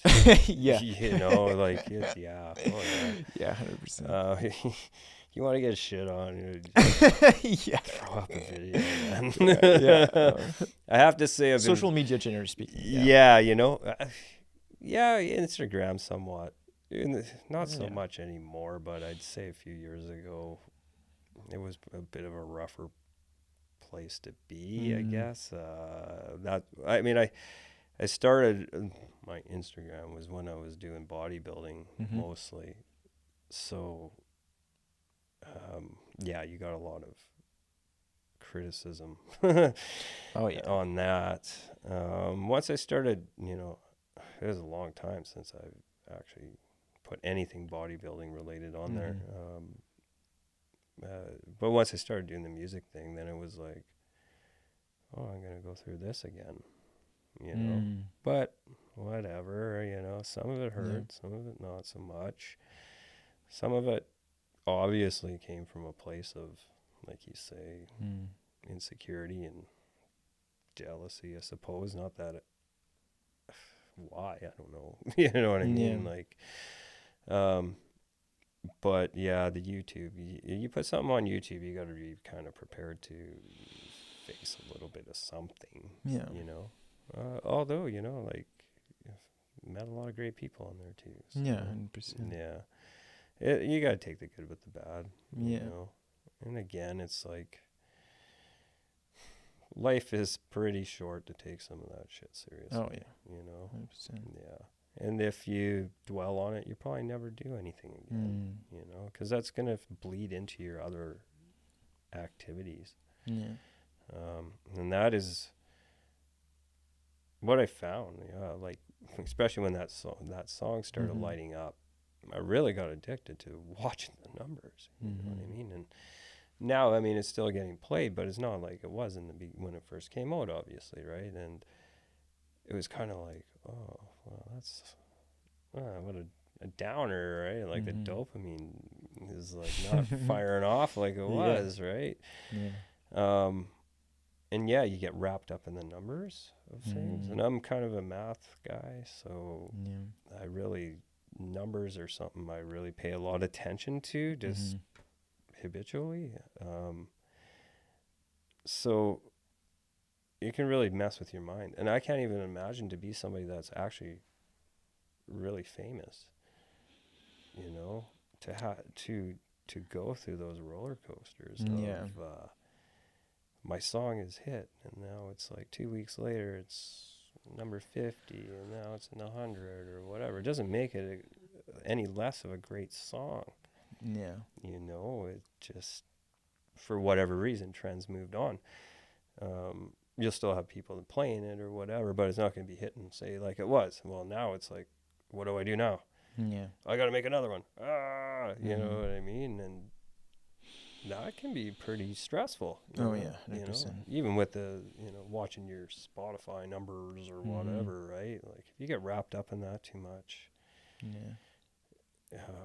well, it's not really be bad for your brain. Yeah. Yeah. I was gonna say it's not a coincidence that like a lot of famous people like got fucked up by drugs and things like that, because it probably really puts like an immense like stress and pressure on you, and now it turns you into, it's not anymore just you and like to do things, it's a lot about how people will like it and how the external components and judgment will create my worth. Because then I feel like if you become like famous, a lot of your worth now is on how it's perceived, how it's taken. Because what is like being famous is just like a lot of people put the attention on you, right? So like this is where the value is on the attention. So then this is where it gets fucks up. It fucks you up, because then it's like all about the attention, and you're gonna judge your worth with that. And this is where I feel like it can really be sketchy for these people. But yeah, and I think it's got to be a lot. I mean, obviously, it's got to be a way different, landscape than it was, say, even in the 90s. Oh yeah. You know what I mean? With social media now, you mean? Oh yeah, 100%. And just how many bands there are out there. Like back in the day, pretty much everybody listened to the same bands. Yeah. Now there's so much out there, so much to compare to. Yeah. Right. And compare your popularity maybe, or your status to. And if you start doing that, which it's pretty hard not to, but when you do start doing that, that's where you can really start getting depressed. Yeah. Why is this person doing so much better? When I think I should be doing what they're doing, or, or I'm putting in so much effort, and this person doesn't seem to be putting in anything, but you don't see, you only see the surface of it, right? You don't know, so, and like back to the landscape thing of the bands from like, say, up to the 90s till now, a lot of them were on the same record labels and things like that, so it was a machine, Yeah. Now there's not really any. There is record labels, obviously, but the number of people on record labels compared to not on record labels is like night and day. And the people that are on the record labels have the promotional backing, and well, there's like, what was it? that Sam Smith song or something. Yeah, that's Sam Smith song. 7 people wrote that song. You know, and there was 2 producers and 2 record companies promoting that. Like, how the hell can you? You can't. You can't. You know? It's literally teams that are working on things. Yeah, and this is something that a lot of people don't know actually. Like big name like pop stars and or country stars and stuff. Like a lot like don't actually. It's not something that the general public like think about, but they don't write their songs. Like for most of them, it's professional writers and teams of writers that are doing and producing. Formula. Yeah, the team is insane. Like it's hard to you can't really compete with that. Just no, and that's why I find like you know, like dumping all your money into the promotion thing. It's like, how are you gonna compete with that? You know, and that was something that I found really weird when I started like getting to know more about music as a younger guy. You know, I was a huge Bryan Adams fan, you know, back when I was a kid, right? And then finding out that he only wrote some of his songs. He didn't write them all. And there was like 7 guys on this one. And there was like, you know, some other credits on this. And what? He didn't play all the instruments? Like, it was like, well, how do you do that? Like, how do you call this a solo thing? Like, I don't get it. It should be like so-and-so and the so-and-sos or whatever, you know what I mean? So when I started doing my own thing, I thought, well, that's something I really want to strive for, is like to do everything myself, you know, like that's to me what a solo artist is, you know, like if you got, you know, if you're this pop artist singing a song that you don't even have a credit on, well, you're a karaoke artist to me. You know, like, you know, you're really good at karaoke. I'm not going to say you're not a talented singer, because obviously you are. You're probably way better than me. But you're not making any of your content. I find that really weird. You know, obviously you're going to maybe do cover songs here and there, or maybe collaborate with somebody, but to call yourself a solo artist and all you do is sing other people's songs, I find that really weird, you know. And or even like, you know, if you're a solo artist and it's like, here's my album. I wrote like one of the songs on here. I played guitar on all the songs and sang, but there's like a whole slew of musicians involved in this, and producers and art people and whatever else goes with that team. It's like, what makes that a solo project? It's not, to me. It's a collaboration of ideas. I mean, you might have had some input into, but to call it a solo album, it's just, it kind of, to me, it's not, you know, like, I understand not everybody can say play every instrument or write a hit song every time, but then call yourself so-and-so and the so-and-sos, you know, I don't know. That's just my look at it. And I mean, on my stuff, I write all my own stuff. I record it. I do my own artwork. Play all the instruments, like even you know, even drums, which I had to really teach myself. You know, just to say that it's when you listen to it, it is Gord Wilson. It's not Gord Wilson and the Wilsons, or something. You know, I don't know for sure. I mean, it depends. The way you promote yourself, because I mean, there are. Like, because these are performers, right? Like people that because there's really, everything is so different, like that, and there's so many skills involved, from writing a song to performing and being entertaining and having a live presence. Like, it is so different. It's crazy the difference of skills.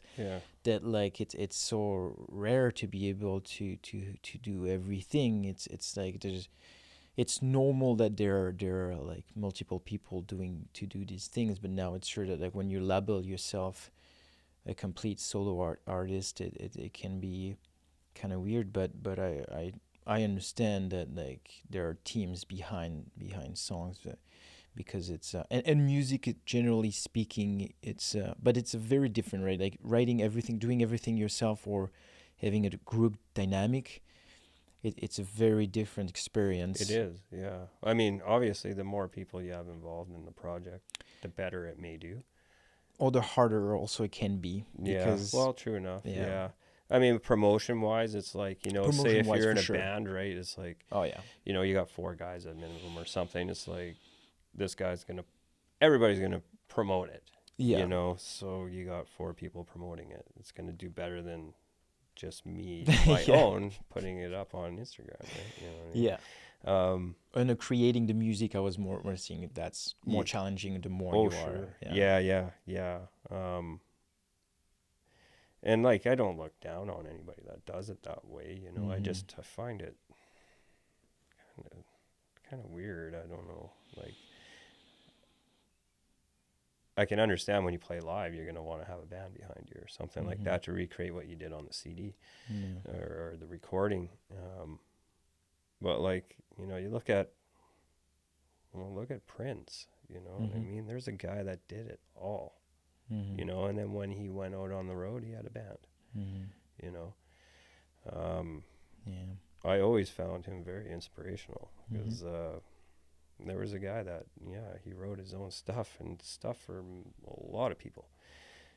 Played the drums, played the bass, played a killer guitar, you know, wrote some amazing songs, you know.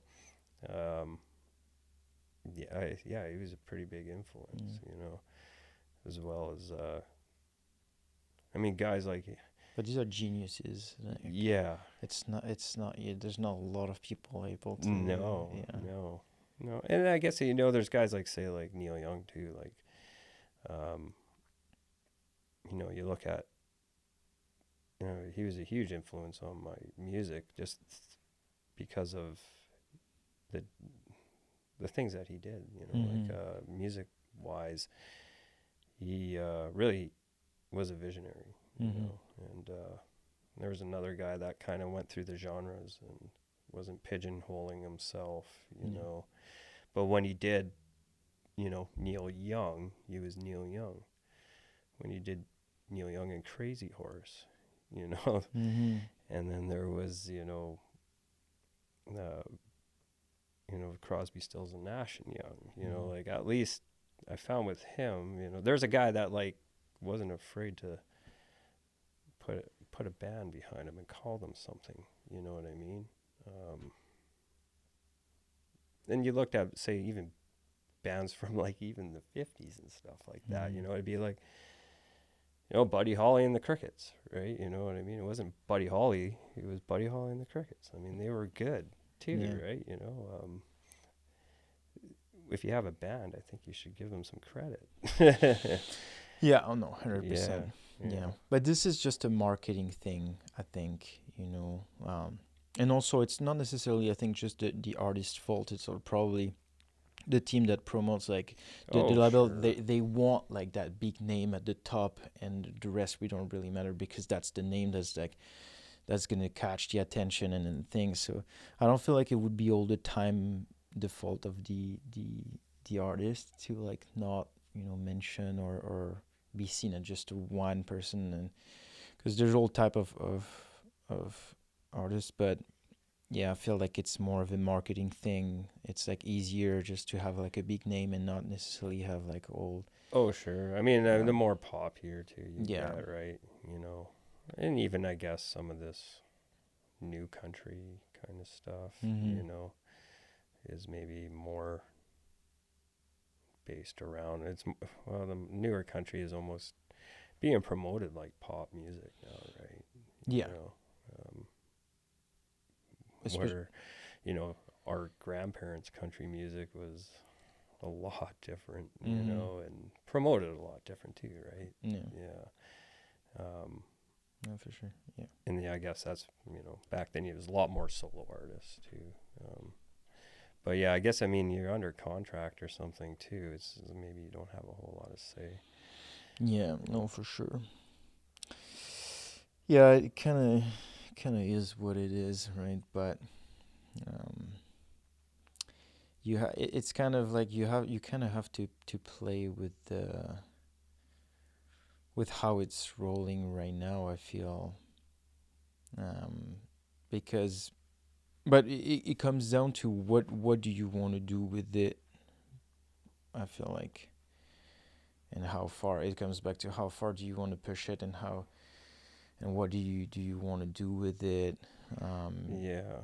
But I think, yeah, you definitely have to have these stages of giver and kind of like reflect on what you've done, what worked, mm-hmm.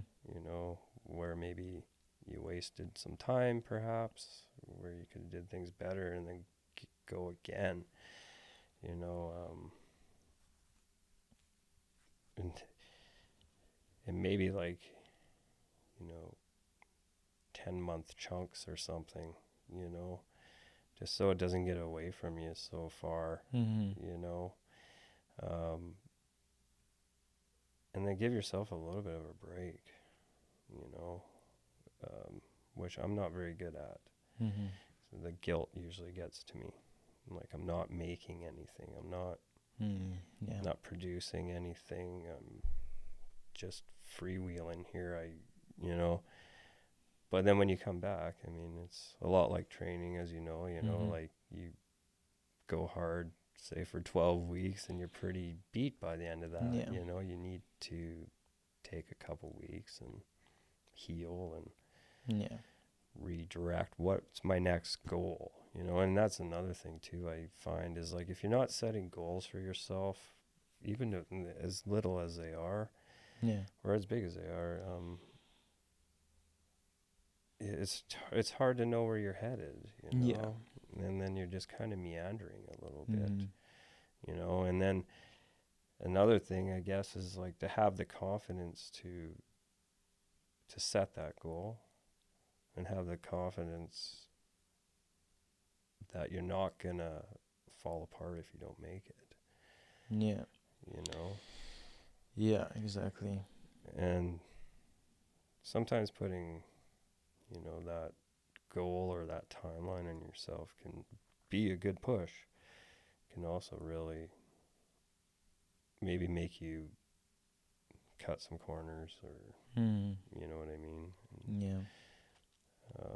So there's another objection thing, looking at it from a couple sides of the coin. Yeah. And, am I going to continue this way or am I going to change what I'm doing? And I think that's how we have to keep going as people, because, again, if you reach that goal and then it's like, well, what's next? Yeah, exactly. Right? It's endless. Just going to meander again, or, there's always something to learn, something to better yourself on, Yeah. Yeah, this is typically the reason why I found goal setting, it's really just for the drive. But whether you achieve it or not, in any way, like it's going to be what's next and it's an endless cycle. So it's just good to use these like deadlines and goals and like adding constraint to your journey to be able to like drive through to a certain direction, but then it has no value in if like you missed it for a little bit or you outperformed it or whatever, that because in any way after when you realize the goal, wait, it's good, and then what's next? Yeah. And it's again another goal and again another goal. Because it can, that can create a little bit of depression in itself, Yeah. And I found that after competing, and then it was like, okay, what's next here?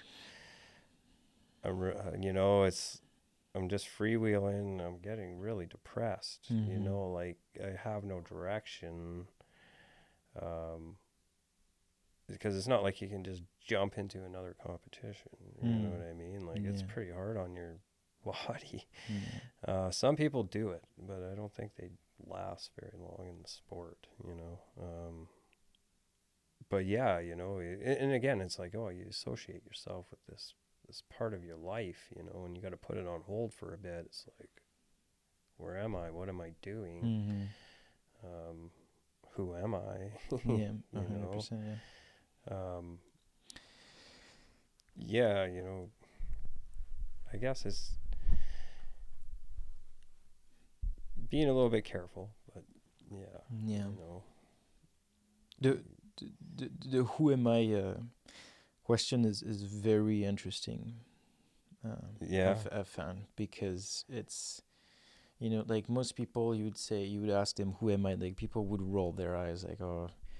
But when you really think about it, and especially when you identify yourself with something, and that suddenly that thing disappeared, you're left with the void of like, fuck, like, so yeah, truly, like, who am I?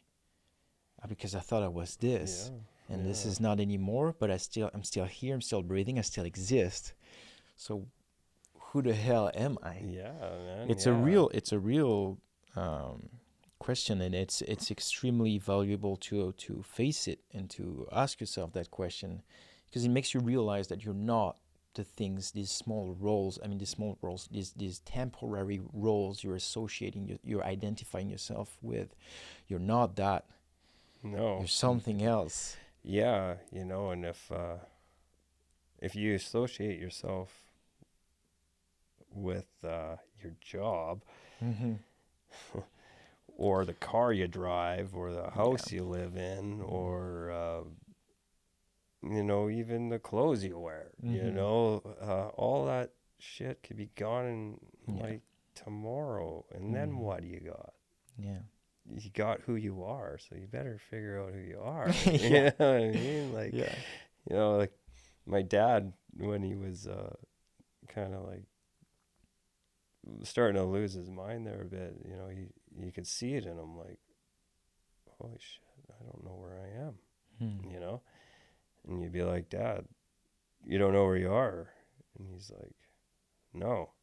Like, are you scared? And he's like, well, fuck yeah. You should know where you are. You know what I mean? Like, but he didn't even really know what was really going on, but he did know where didn't know where he was, you know. And if you don't know where you are, how are you going to get where you're going, you know? And, you know, I guess I use that because even as unaware as he was, you know, he was, you know, when you don't know where you are, it's in life or anywhere, it's a really kind of scary feeling, you know, like if you let it get to you, you know. Yeah. Or you could use it as a fuel to be like, okay, I'm kind of in a precarious situation here, maybe financially, which I've been in lots.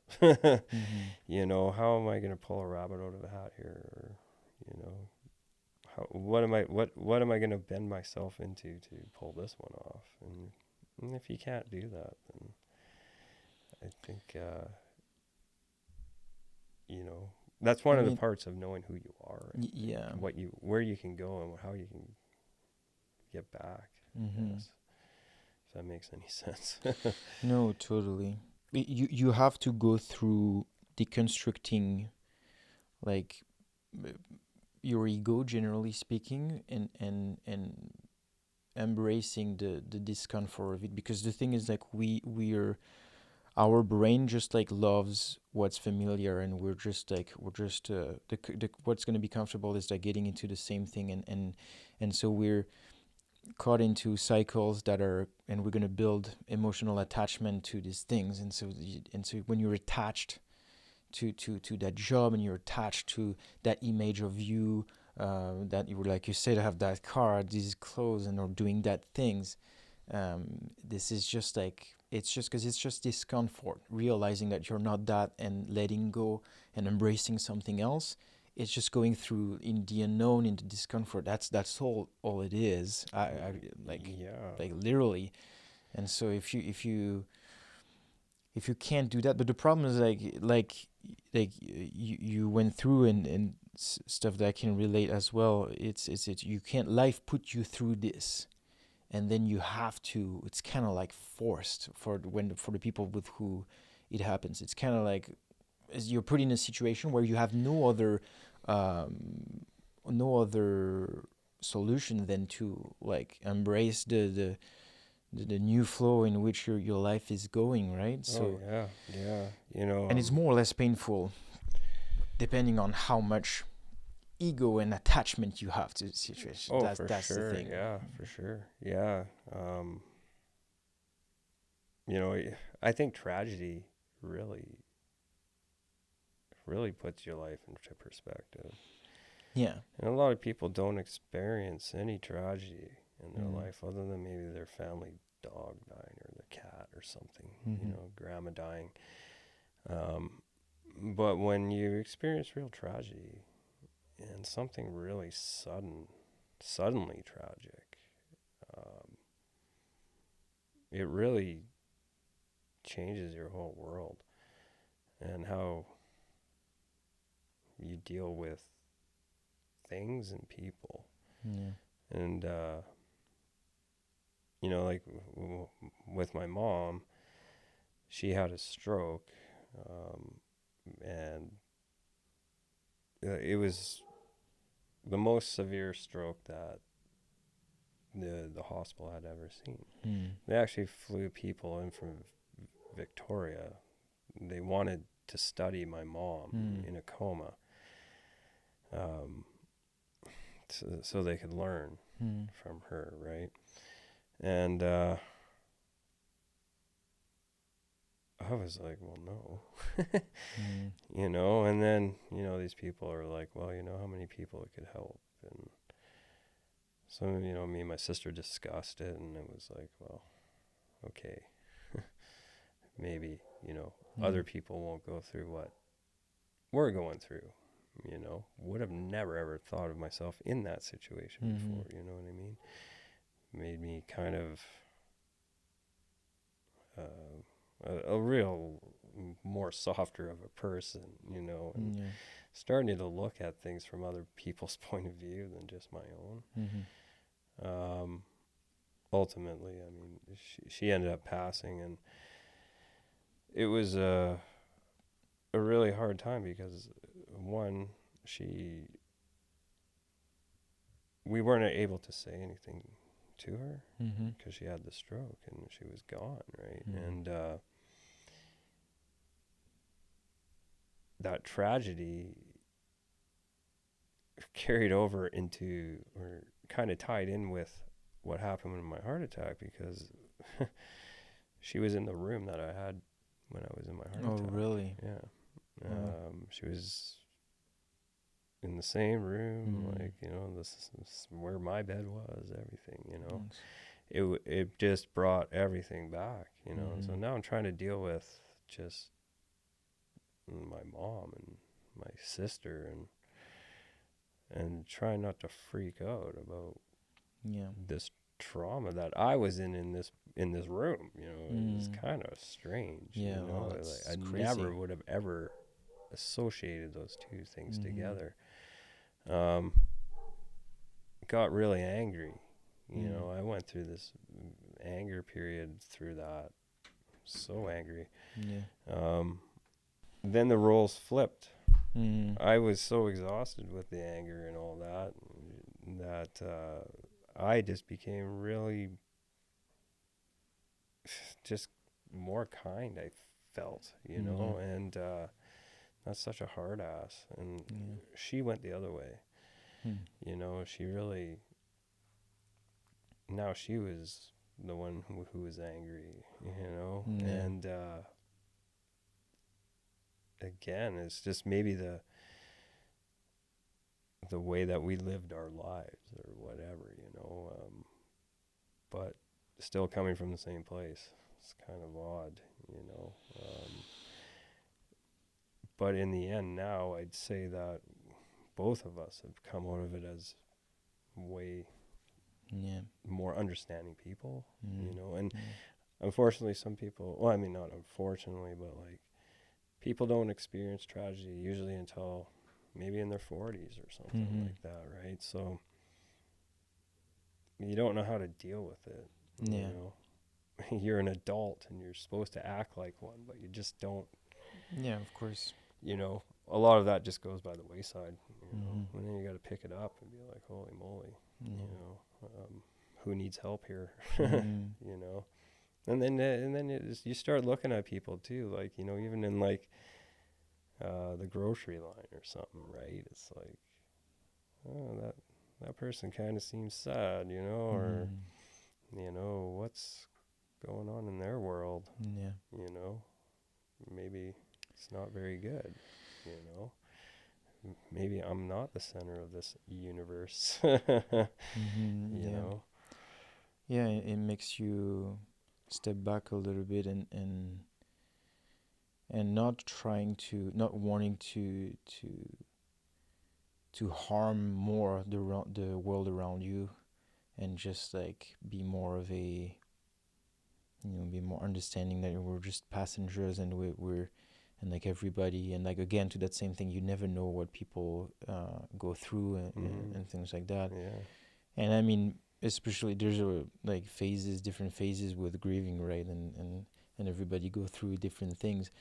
And what you said is funny because like whether you're adult or not, like it all depends on how familiar are you with all different types of experiences, right? If it's the first time, you may be like 50 when it's going to be the first time you're going to deal with having a loved one that's going to pass away, right? So it's all about what's happened already. It's going to a lot affect on how you're going to react to these different experiences. Absolutely, yeah.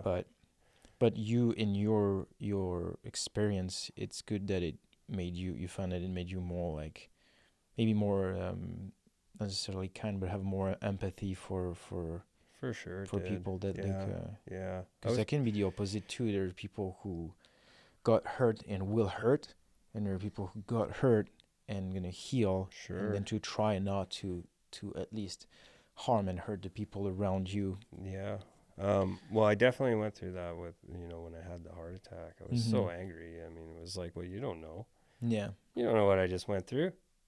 You know, and then you find out, well, actually, this guy had been through that, you know, he's just not talking about it. You know what I mean? You're not the only one, you know? So if you're feeling like the Lone Ranger out there, you're not, you know? And sometimes that can kind of be a little bit of a, you know, you got to be reminded of that, you know?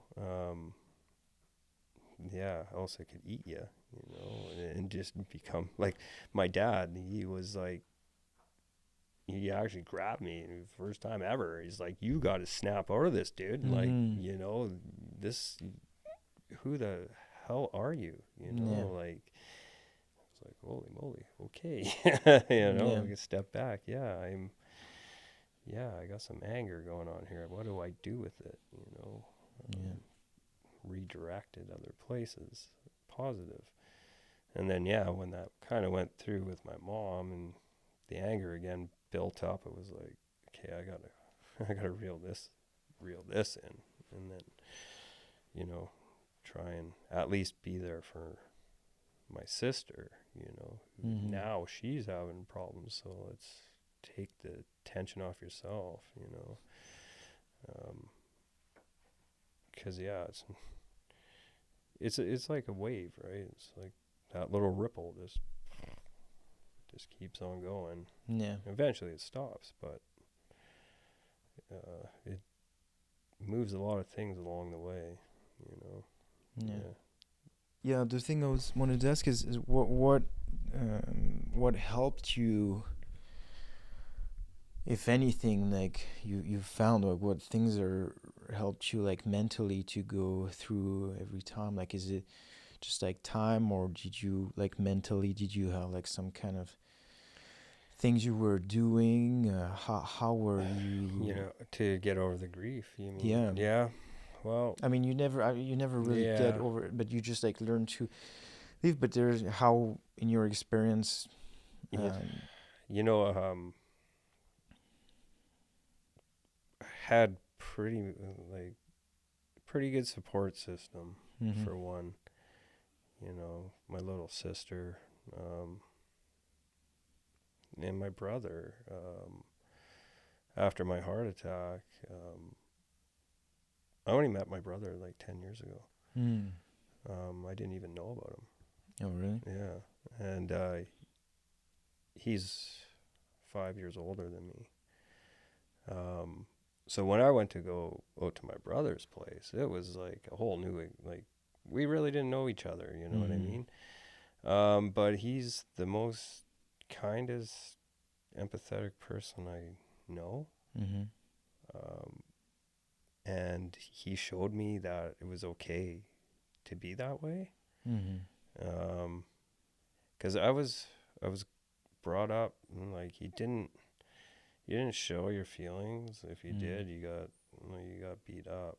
You know, my parents split up when I was like really young, and my stepdad was a pretty mean dude, and we didn't get along ever. And I left home when I was like 14 for the first time, just to get away from him, you know. So I grew up a little bit tough. Like when I did move back home around about 16 or something like that, it was only because my mom had left that guy. And then I kind of moved back home and looked after my sister. My mom was working nights, and that was just basically my life, was make sure my sister was okay, you know. So when I went out to the island after, you know, all that happened, and I'm with my brother, who I don't really know, but he's a pretty hard dude. Like, he's been through a lot more than I've been through, and he's not bitter about it, you know, one bit, you know, and he has no rage or any of this. Like, how can this be? You know what I mean? You know, it blew my mind, you know, and after talking with him, and just, it's like, I got no reason to be upset. You know what I mean? Like, after listening to some of the crap that he had to go through, you know, and where he is today, it's amazing, you know. So where does my pity come from? You know what I mean? Like, get over it, dude.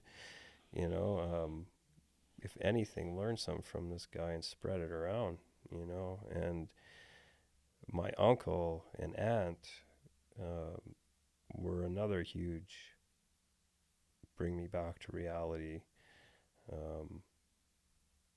And just, again, so empathetic and supportive of what I was going through at that time. It really just was like, holy moly, there's people like this out there, and it's okay to be this way. It was so foreign to me. You know, I was always grown up to be a hard ass. You know, you just you just had to be that way, you know. We never said really, like, I love you, or we never hugged, or you know, until after my mom died. You know, now me and my sister are like, oh, I love you, but we never ever used to do that. No, you know. So, and my brother, like, taught me that, you know, like, he'd be like, I love you, man. I'd be like, oh, that's really weird at first, you know what I mean? But now it's like, we can't go a couple days without talking to each other, and it's always love you, man, see you later kind of thing, you know. It really was the people that I was around that got me through it. As much as I thought the solitude was the way to go about it, you know, maybe for a bit, you know, but you're only gonna be who you are, and you're gonna be more that person if you don't get yourself out of the solitude. You know, when I was out in the middle of the woods there, I was writing music, and I wrote this song, and this is basically when this fog lifted off my head, and I felt like a castaway, basically, in the middle of this ocean of forest in this camper, just floating aimlessly, you know what I mean? Like, and then it was like, you're holding on to a lot of hate, you know, you're holding on to a lot of unnecessary grief, and you're just not letting yourself get rid of it. You're almost addicted to holding on to this shit, you know, because you kind of get addicted to feeling bad, you know, or you don't want to feel better, because then there's like another step now. It's like, okay, I feel better now, I got to do something, you know. At least if you feel like shit, it's like, well, I got a reason not to do anything. And that can be you know, if you don't let that one, or you can't let that one get you, because that's the one that will bring you down, right? But yeah, and so it was like, as much as I felt like this castaway, I actually had to cast away all this shit that I was holding on to, you know. And that was one of the songs I wrote, was called Castaway, and it was just like, you got to cast this away and just get yourself onto that raft of life, man, you know, and embrace it, because it's not a very long ride, you know. If you want to sit in the middle of the woods and feel sorry for yourself, nobody's coming to save you. You know what I mean? People only come for so long, and they only want to be around depressed people for so long. You know, especially if you're not willing to try, you know. And yeah, it's starting to talk to other people after that kind of went through that same experience. It's very common to want to hold on to that grief a little bit, because it means that you don't have to get to the next stage, you know. But it takes a lot of oomph to get to that next stage, you know. And again, if you don't have a goal, then you're just kind of meandering. But it was like, after that, and I came out of that little fog there, I tried everything I could just to get back home, and the more I tried, the harder it was, and everything was falling apart on me, and that was probably the most frustrating thing of it all, you know. But again, it taught me a little bit about patience, you know. But you know, having grief and tragedy, you look at it as probably the worst things that you could probably ever happen to you, but you got to look at it a little bit differently. And I know that probably sounds cliche, maybe a little bit, but if you let it eat you, it wins, right? You know. And then everything that you've worked for is really gone, you know. And that was one of the things that I was scared about after I had the heart attack, was like, my memory took a real hit. Like, I couldn't remember anything, you know, and I really thought I was going to forget how to play guitar. So I made sure that I played the hell out of that thing, you know, and that was probably one of the things, that and, you know, speaking Spanish. Those two things, really, I believe, because I just hammered those things every day to keep my brain working, you know, because, I had troubles like counting 5s and 10s at the counter, like I'd be just like, you know, anytime I got into a stressful situation a little bit, like it was just, my brain would go blank and I couldn't remember. And I mean, they took my driver's license away and all sorts of things, you know. Well, that was depressing, you know, like not having a driver's license in your 40s. Not convenient for sure. You know, because of the heart attack, right? They wouldn't let you drive, and so there was lots of adjustments. And so how do you, I mean, this probably made you change the way your vision of life and how you take life today. Absolutely. Yeah, man. Life's a trip, man, and that old adage, or well, maybe not old adage, but Jim Morrison, nobody's getting out of here alive, kind of thing. So enjoy it. I used to take myself so goddamn seriously. It was ridiculous, and I think most people do, unbeknownst to themselves. But none of this shit matters anyway, really. In the grand scheme of things. 100%, yeah. Like when you're at the end of your time, are you going to care about half of this shit? You're going to care about what you did in the last month of your life, I'm thinking. You know what I mean? If you're dwelling on the past, well, that's going to you can take that to the grave with you, Yeah. But if you're not progressing through your life with some kind of purpose, or some, spread a little bit of love around, man.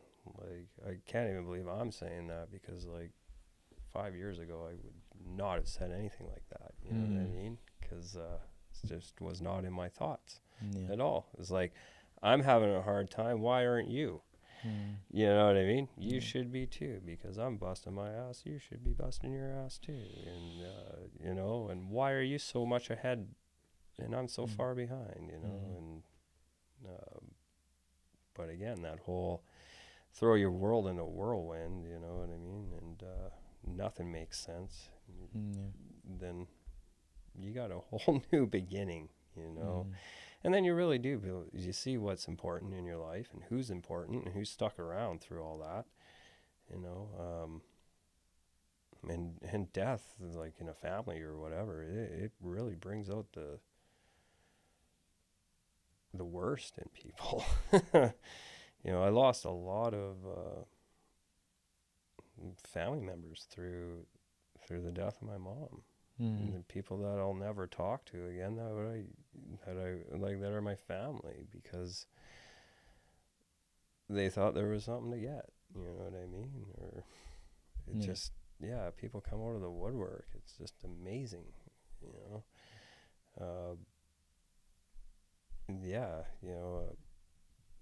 that's something I wasn't really prepared for, but could have looked at that as, like an anger thing, like, oh, you bunch of assholes or whatever, but you just showed me who you are, and it was a cheap lesson, and I'll move on. But I see that a lot with a lot of people. The same story, when people think there's something they can get, they're all over it. It's really odd. And kind of sad, but life goes on, Yeah, and we're all gonna. What's crazy is to think it's your own family is gonna, after 2-3 generation, nobody's gonna even remember you. No. We're all caught into the things, no, like you said, at some point nothing will matter anymore. And in a way, being able to face that kind of situation and lose people, if there's anything to take away from this, is put you more in phase with our reality that we are gonna die, and we're not.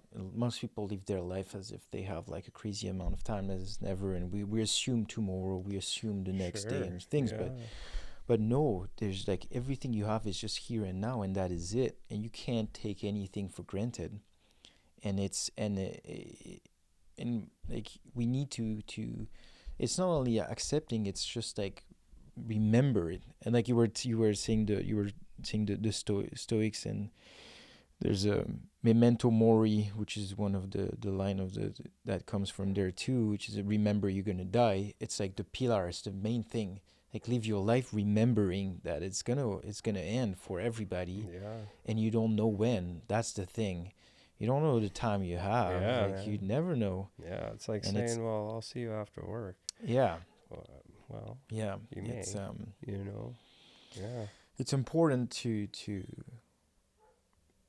I think it's because it's very much associated with. It's a dramatic experience and feeling that we have because we lose people. But in a way, you kind of like have to feel like detach yourself from it. You kind of have to detach your how you view it. I feel like if you I've not nowhere close your situation, but I lost one of my best friend, and he was like 25, 26 from a cancer. And like that kind of thing is the same. Like I found like the removing the not the dramatic aspect, but just understanding that it's a part of life, and that it literally like it's something that makes life good and interesting, as well as like being fully aware that it's gonna end. Yeah, it's. I think as a Western society, we look at it a lot differently, obviously, than other cultures, right? You know, it's so final in our minds, and you know, we're grieving for ourselves a lot of the time. It's like we've lost this person, you know. Right. Well, what about that person? You know what I mean? Well, maybe that person is happier now. You know what I mean, right? Yeah, we don't know that. Yeah. You know, like with my dad, I mean, we were very sad to see him go, but at the same time, we were kind of happy that he's not suffering anymore, you know? It's a good thing. Yeah. You know what I mean? We're grieving because we're hurt. We're not going to see this person again, you know, or perhaps we will, but not anytime soon, say, you know. And then, yeah, you look at, say, like, you know, like Latin American culture, say, or, you know, like they don't look at it as, say, as an end, you know. It's ongoing, you know, and they celebrate, you know. Obviously there's grief and all that, but, you know, celebrate this person's life, you know what I mean, what they've done, what they've accomplished, and have some fun with it, you know. Here it's just so somber, you know, and so final, I find, you know. I really try not to look at it that way. You know? Like totally. And I mean, you can look at it as being final and still be like, maybe still get some joy out of it or whatever. But yeah, I don't know. I don't know what's out there, but I try to think that there's more than what we're you know, what we're seeing here. No, for sure. You know. I believe that too. I'm part of these spiritual people that believe that there's something after, there's something before and after 100%. It's just, I mean, we have a hard time with everything that our senses cannot perceive, right? But we know that we live in a world where just our eyes like see such a small part of the full spectrum of light, by example. So we don't see anything. Same thing, our ear hear a very short spectrum of frequency that are there. Like there's plenty of things that we can't perceive ourselves. So like we can't really you know, put like words on things that may be here, but we just can't perceive them. And but I mean, I'm a big time like believer that, you know, that life has a meaning, that you arrive here with special things that you need to go through to evolve. And like I'm a believer in like the soul process, and that we're spiritual beings, souls incarnated in a human experience, and that once you're done with this, you go with something else, and that I don't believe in just coincidence, and that humanity is here where it is now by just chances, and like, you know what I mean, like two rocks that collided. Maybe it started like that, but like it's there's just too much things. It's just too big for just like it was a few coincidences. But it's my personal belief. I really believe that. And that definitely helps. It helps with going through things, and with just like taking life with more openness, and like just embrace like the unknown and change, and like living with some, like being detached with your ego, and things like that.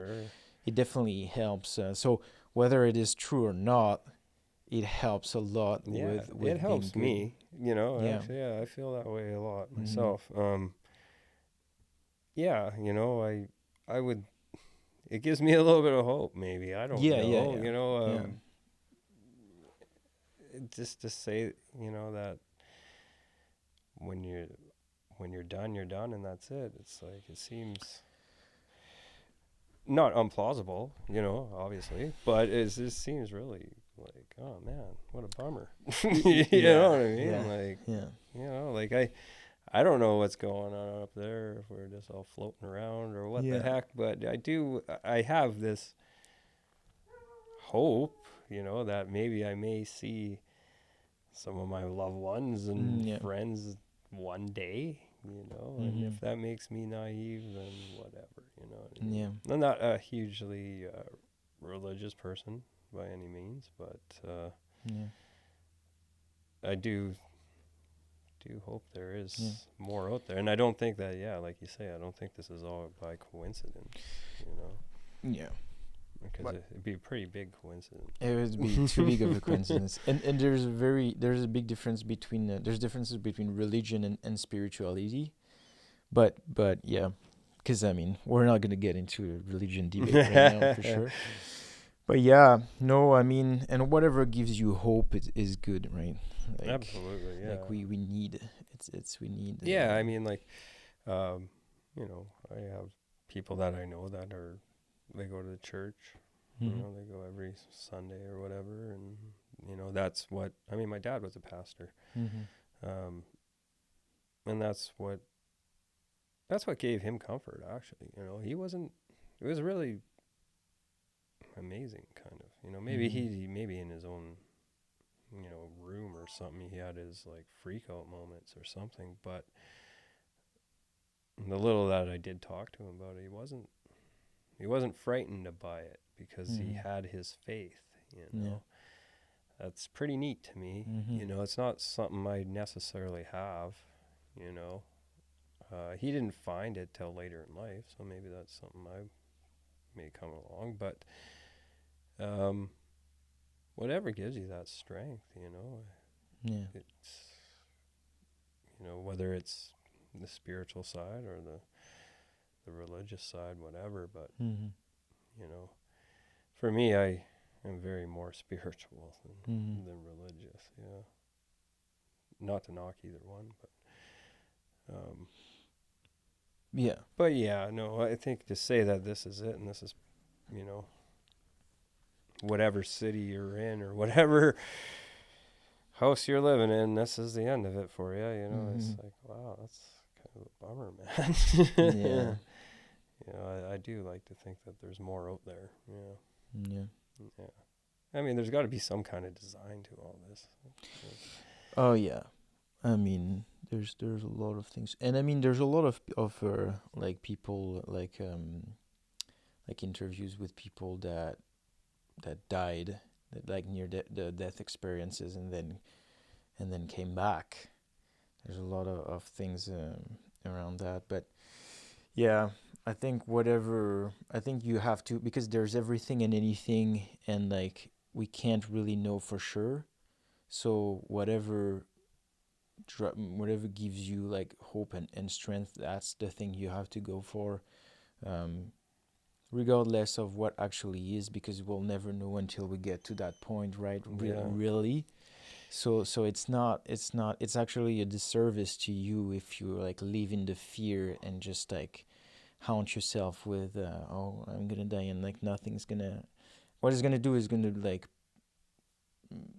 make you having a less good of an experience through it. Absolutely, yeah. But I mean, like after I had my heart attack or whatever, I thought, it's just a matter of time until the next one's here, and kind of dwelled on that. You know what I mean? And wasn't really having much fun because I'm just kind of waiting for this thing to happen. That may happen or may not happen. You know what I mean? It's like at some point in time, it's like, well, screw this. Enough of this already. I just got to live my life. You start pushing it a little bit here, pushing a little bit there, see what you can get away with. And actually, back to that kind of like spirituality thing, when I did have the heart attack and I was at work there, and when I was explaining that kind of that pressure, and I was kind of like up above myself, it was so weird. There was like this black stream coming out of my head, like I was underwater, like an ink. Interesting. And then when that guy said, "Hey, are you all right?" That's when everything snapped back. So strange, man. And like, I'll never get that out of my head. What was that? I don't know. You know what I mean? Yeah.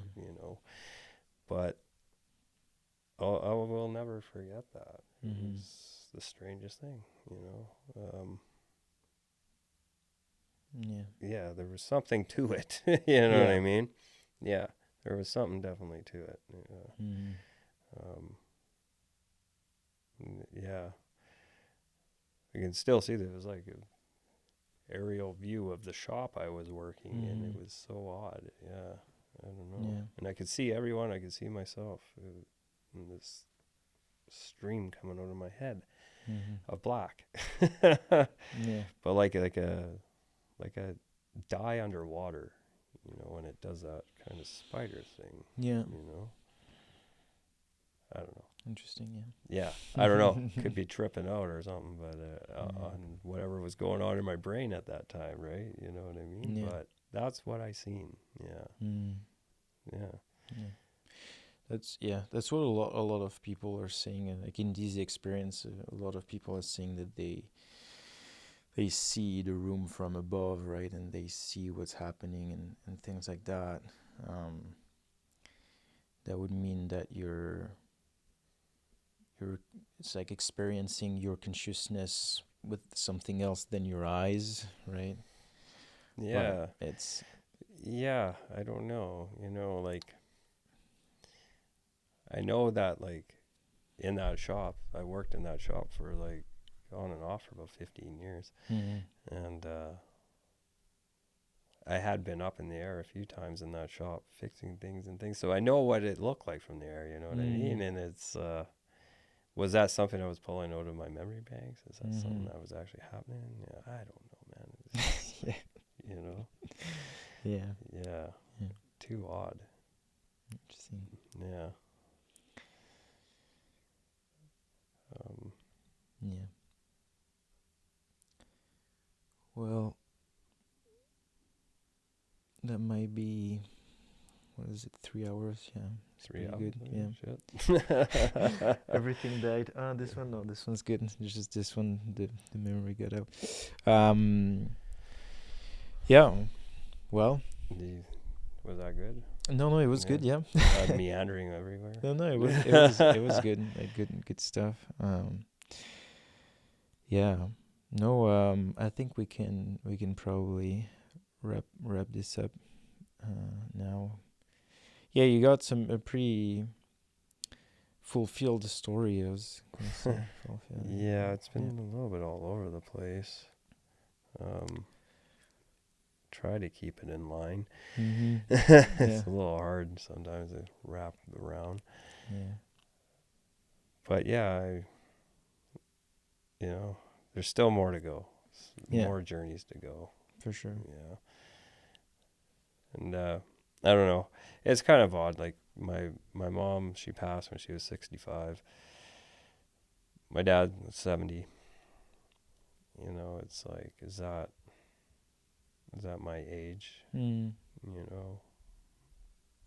And if so, it's not that terribly far away, you know. It's like a little bit panicky because it's like, am I doing things right here, or you know? And then then you look at it like, well, that just because that happened there doesn't mean it's going to happen to you. Mm-hmm.